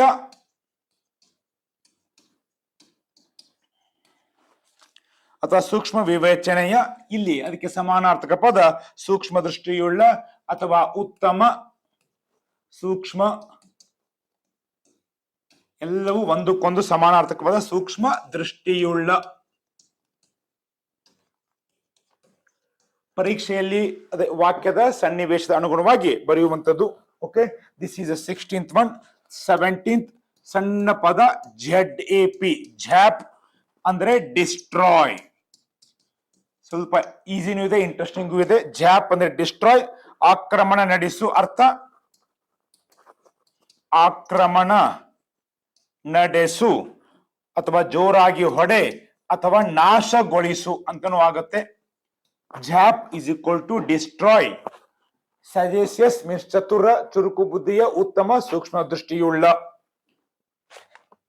ಇನ್ನ 3 ಪದವನ್ನ ಮಾಡೋಣ ಸ್ನೇಹಿತರೆ. ಡಿಲೇಮಾ, ಸಾಕಷ್ಟು ಎಕ್ಸಾಂಪಲ್ ಕೇಳಿರೋ ಒಂದು ಪದ. ಡಿಲೇಮಾ ಅಂದ್ರೆ ಕನ್ಫ್ಯೂಷನ್, ಗೊಂದಲ ಅಥವಾ ಅತಂತ್ರ ಅಂತಾನೂ ಹೇಳ್ತೀವಿ, ಇಕ್ಕಟ್ಟು ಅಂತಾನೂ ಹೇಳ್ತೀವಿ. ಇಕ್ಕಟ್ಟು, ಉಭಯ ಸಂಕಟ, ಸಂದಿಗ್ಧತೆ. ಓಕೆ, ಗೊಂದಲ. This is 18th. This is 19th. Next 19th prolific. PROLIFIC. prolific is equal to fertile. prolific is equal to fertile ಅಂದ್ರೆ ಸಮೃದ್ಧ, ಅಥವಾ ಫಲಭರಿತ ಅಥವಾ ಫಲವತ್ತಾದ, all are same. Prolific is equal to fertile is equal to ಫಲವತ್ತಾದ. Dilemma, confusion, ಗೊಂದಲ, ಇಕ್ಕಟ್ಟು. Prolific, prolific, fertile is equal to ಫಲವತ್ತಾದ. ನೆಕ್ಸ್ಟ್ ಇನ್ನೊಂದು ಪದ ಮಾಡೋಣ. ನೋಡಿ, ಗಮನಿಸಿರಬಹುದು ಇದರಲ್ಲಿ ಸಿನಾನಿಮ್ದಲ್ಲಿ ಕಲಿಸುವ, ಪಾಠ ಮಾಡುವ, ಟ್ರಿಕ್ಸ್ ಹೇಳುವ ಯಾವ ವಿಶೇಷತೆಗಳು ಇಲ್ಲ. Only we have to go on making the list. ಯಾಕೆ ನಾ ಈ ರೀತಿ ಪ್ರಾಕ್ಟಿಕಲಿ ಬರಿತಾ ಇದ್ದೇನೆ, ನಾವು ಎಲ್ಲ ವಿದ್ಯಾರ್ಥಿಗಳಿಗೆ ಹೇಳ್ತಾ ಇದ್ದೆ, ಫ್ರಾಮ್ ದ ಡೇ ಒನ್, ನಿಮ್ಮ ಬ್ಯಾಚ್ ಶುರು ಆದಾಗಿಂದ ಫಸ್ಟ್ ಕ್ಲಾಸ್ ಇಂದ ಹೇಳ್ತಾ ಇದ್ದೆ, ಎವ್ರಿ ಡೇ ಇದು ಟ್ರಾನ್ಸ್ಲೇಷನ್ಗೆ ಬೇಕಾಗಬಹುದು, ಪ್ರಿಷಿಯೇಟಿಂಗ್ ಬೇಕಾಗಬಹುದು, ಎಸ್ಸೆಗ್ ಬೇಕಾಗಬಹುದು, ಬೇರೆ ವಿಷಯಗಳ ಪ್ರಶ್ನೆಗಳನ್ನ ಅರ್ಥ ಮಾಡ್ಕೊಳ್ಳಿಕ್ಕೂ ಬೇಕಾಗಬಹುದು. ಹೀಗಾಗಿ ಎಲ್ಲ ಕಮ್ಯುನಿಕೇಶನ್ ಪೇಪರ್ ಅಲ್ಲಿ ಕೇಳ್ತಾರೆ, ಪ್ರತಿದಿನ 5 ಸಿನಾನಿಮ್, 5 ಆಂಟೋನಿಮ್, 5 ಇಡಿಯಮ್ಸ್ ಅಥವಾ 10 ಲಿಸ್ಟ್ ಮಾಡ್ತಾ ಇರಿ ಅಂತ. ಇದರಲ್ಲಿ ಸೊ ಶಿಕ್ಷಕರ ಅಂದ್ರೆ ಟ್ರಿಕ್ಸ್ ಹೇಳುವಂತದ್ದು ಏನು ಇಲ್ಲ. ಆ ವಾಕ್ಯಗಳ ಸಂದರ್ಭ, ಸನ್ನಿವೇಶ, ಅದರ ಧಾಟಿ ಅದೆಲ್ಲ ಹೋಗುತ್ತೆ. ಆ ಪ್ರಕಾರವಾಗಿ ಅದಕ್ಕೆ ಸಮಾನಾರ್ಥಕವಾದ ಪದವನ್ನ ತಿಳ್ಕೋಬೇಕು. ನಾವು ಸಹಿತ ಲಿಸ್ಟ್ ಮಾಡಿನೇ ಅರ್ಥ ಮಾಡ್ಕೋಬೇಕು. ಎವ್ರಿ ಡೇ ಒಂದು ಫಿಕ್ಸ್ ಮಾಡ್ಕೊಂಡು ಮಾಡ್ತಾ ಹೋಗಿ ಅವಶ್ಯವಾಗಿ ಆಗತ್ತೆ. ಇನ್ನೊಂದು ಮಾಡಿ ಇವತ್ತಿಗೆ ಕಂಪ್ಲೀಟ್ ಮಾಡೋಣ. ನಾಳೆ ಮತ್ತೆ ಇನ್ನೊಂದು ಸಬ್ಜೆಕ್ಟ್ ಶುರು ಮಾಡೋಣ. ಇನ್ನೊಂದು ಜಸ್ಟ್. ಜಸ್ಟ್ ಅಂದ್ರೆ ಗಸ್ಟೋ, GUSTO.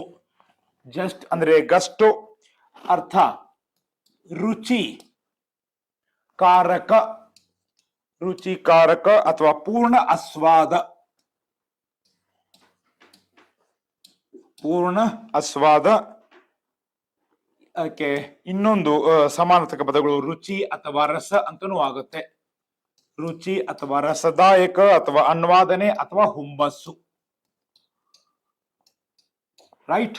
So zest is equal to gusto is equal to ರುಚಿಕಾರಕ, ಪೂರ್ಣ ಆಸ್ವಾದ, ರುಚಿ, ರಸ, ಹುಮ್ಮಸ್ಸು etcetera. My dear friends, so list of synonyms ಆಗಲಿ ಎಂಟೋನಿಮ್ಸ್ ಆಗಲಿ ಇದರಲ್ಲಿ ಓಕೆ ಟ್ರಿಕ್ಸು ಅದು ಅಂತ ಏನಿಲ್ಲ. Only we have to go on making list. So ಇದು ಸಹ ಬರೀ ನಾವು ಮೌಖಿಕವಾಗಿ ಹೇಳ್ತಿದ್ವಿ, ಇತ್ತು ವಾಸ್ತವಿಕವಾಗಿ ಪ್ರಾಕ್ಟಿಕಲಿ ಹೆಂಗ್ ತೋರಿಸೋದು ಹೇಳಿದೀವಿ. ಓಕೆ, ಫಸ್ಟ್ ಎಕ್ಸಾಂಪಲ್ ಹೆಂಗೆ ಎಕ್ಸಾಮ್ ದಲ್ಲಿ ಬಂದಿದ್ವು, ಬಾಕಿ ನೇರವಾಗಿ 20 ಸಿನಾನಿಮ್ ಕೊಟ್ಟಿದ್ದೀವಿ. ಇನ್ನೂ ಹೆಚ್ಚಿಗೆ ಸಿನಾನಿಮ್ ಆಂಟೋನಿಮ್ಗಳ ಮುಂದಿನ ಕ್ಲಾಸಲ್ಲಿ ಕೊಡ್ತೀವಿ. ಓಕೆ, ಮುಂದಿನ ತರಗತಿಯಲ್ಲಿ ಮತ್ತೊಂದು ಇಡಿಯಮ್ಸ್ ಅಂಡ್ ಫ್ರೇಸ್ ಆಗಲಿ, ಕೆಲವೊಂದು ಮೊದಲೊಂದು 3 ಪಾಠ ವೊಕ್ಯಾಬುಲರಿ ಮಾಡಿ ಆಮೇಲೆ ನಾನು ಅವಶ್ಯವಾಗಿ ಗ್ರಾಮರ್, ಈ ಸಾರಿ ಗ್ರಾಮರ್ ಅನ್ನ ಅತಿ ವಿವರವಾಗಿ ತಿಳಿಯೋಣ. Active, passive, direct, indirect, question tags et cetera et cetera. Okay my dear friends, so keep on doing.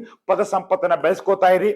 Exam ಸಮೀಪ ಬರ್ತಾ ಇದೆ. Okay, so definitely make a list of all synonyms, antonyms 5, 10, 20 per day with a positive attitude. Okay, so ಈ ಅವಕಾಶವನ್ನು ಕೊಟ್ಟಂತ ಲಕ್ಷ್ಮಣ್ ಉಪ್ಪಾರ್ ಸರ್ಗೆ ಧನ್ಯವಾದಗಳನ್ನ ಹೇಳಿ, ಯೂಟ್ಯೂಬಿನ ಎಲ್ಲ ತಾಂತ್ರಿಕ ವರ್ಗಕ್ಕೆ ಥ್ಯಾಂಕ್ಸ್ ಹೇಳಿ, ನಿಮ್ಮನ್ನು ಇಲ್ಲಿ ಕಳಿಸಂತ ನಿಮ್ಮ ಪಾಲಕರಿಗೆ ಧನ್ಯವಾದಗಳು ಹೇಳಿ ಮತ್ತೆ ಮುಂದಿನ ಕ್ಲಾಸ್ ಸಿಗೋಣ. Thank you very much. All the best. Keep studying, keep enjoying. Thank you very much. All the best.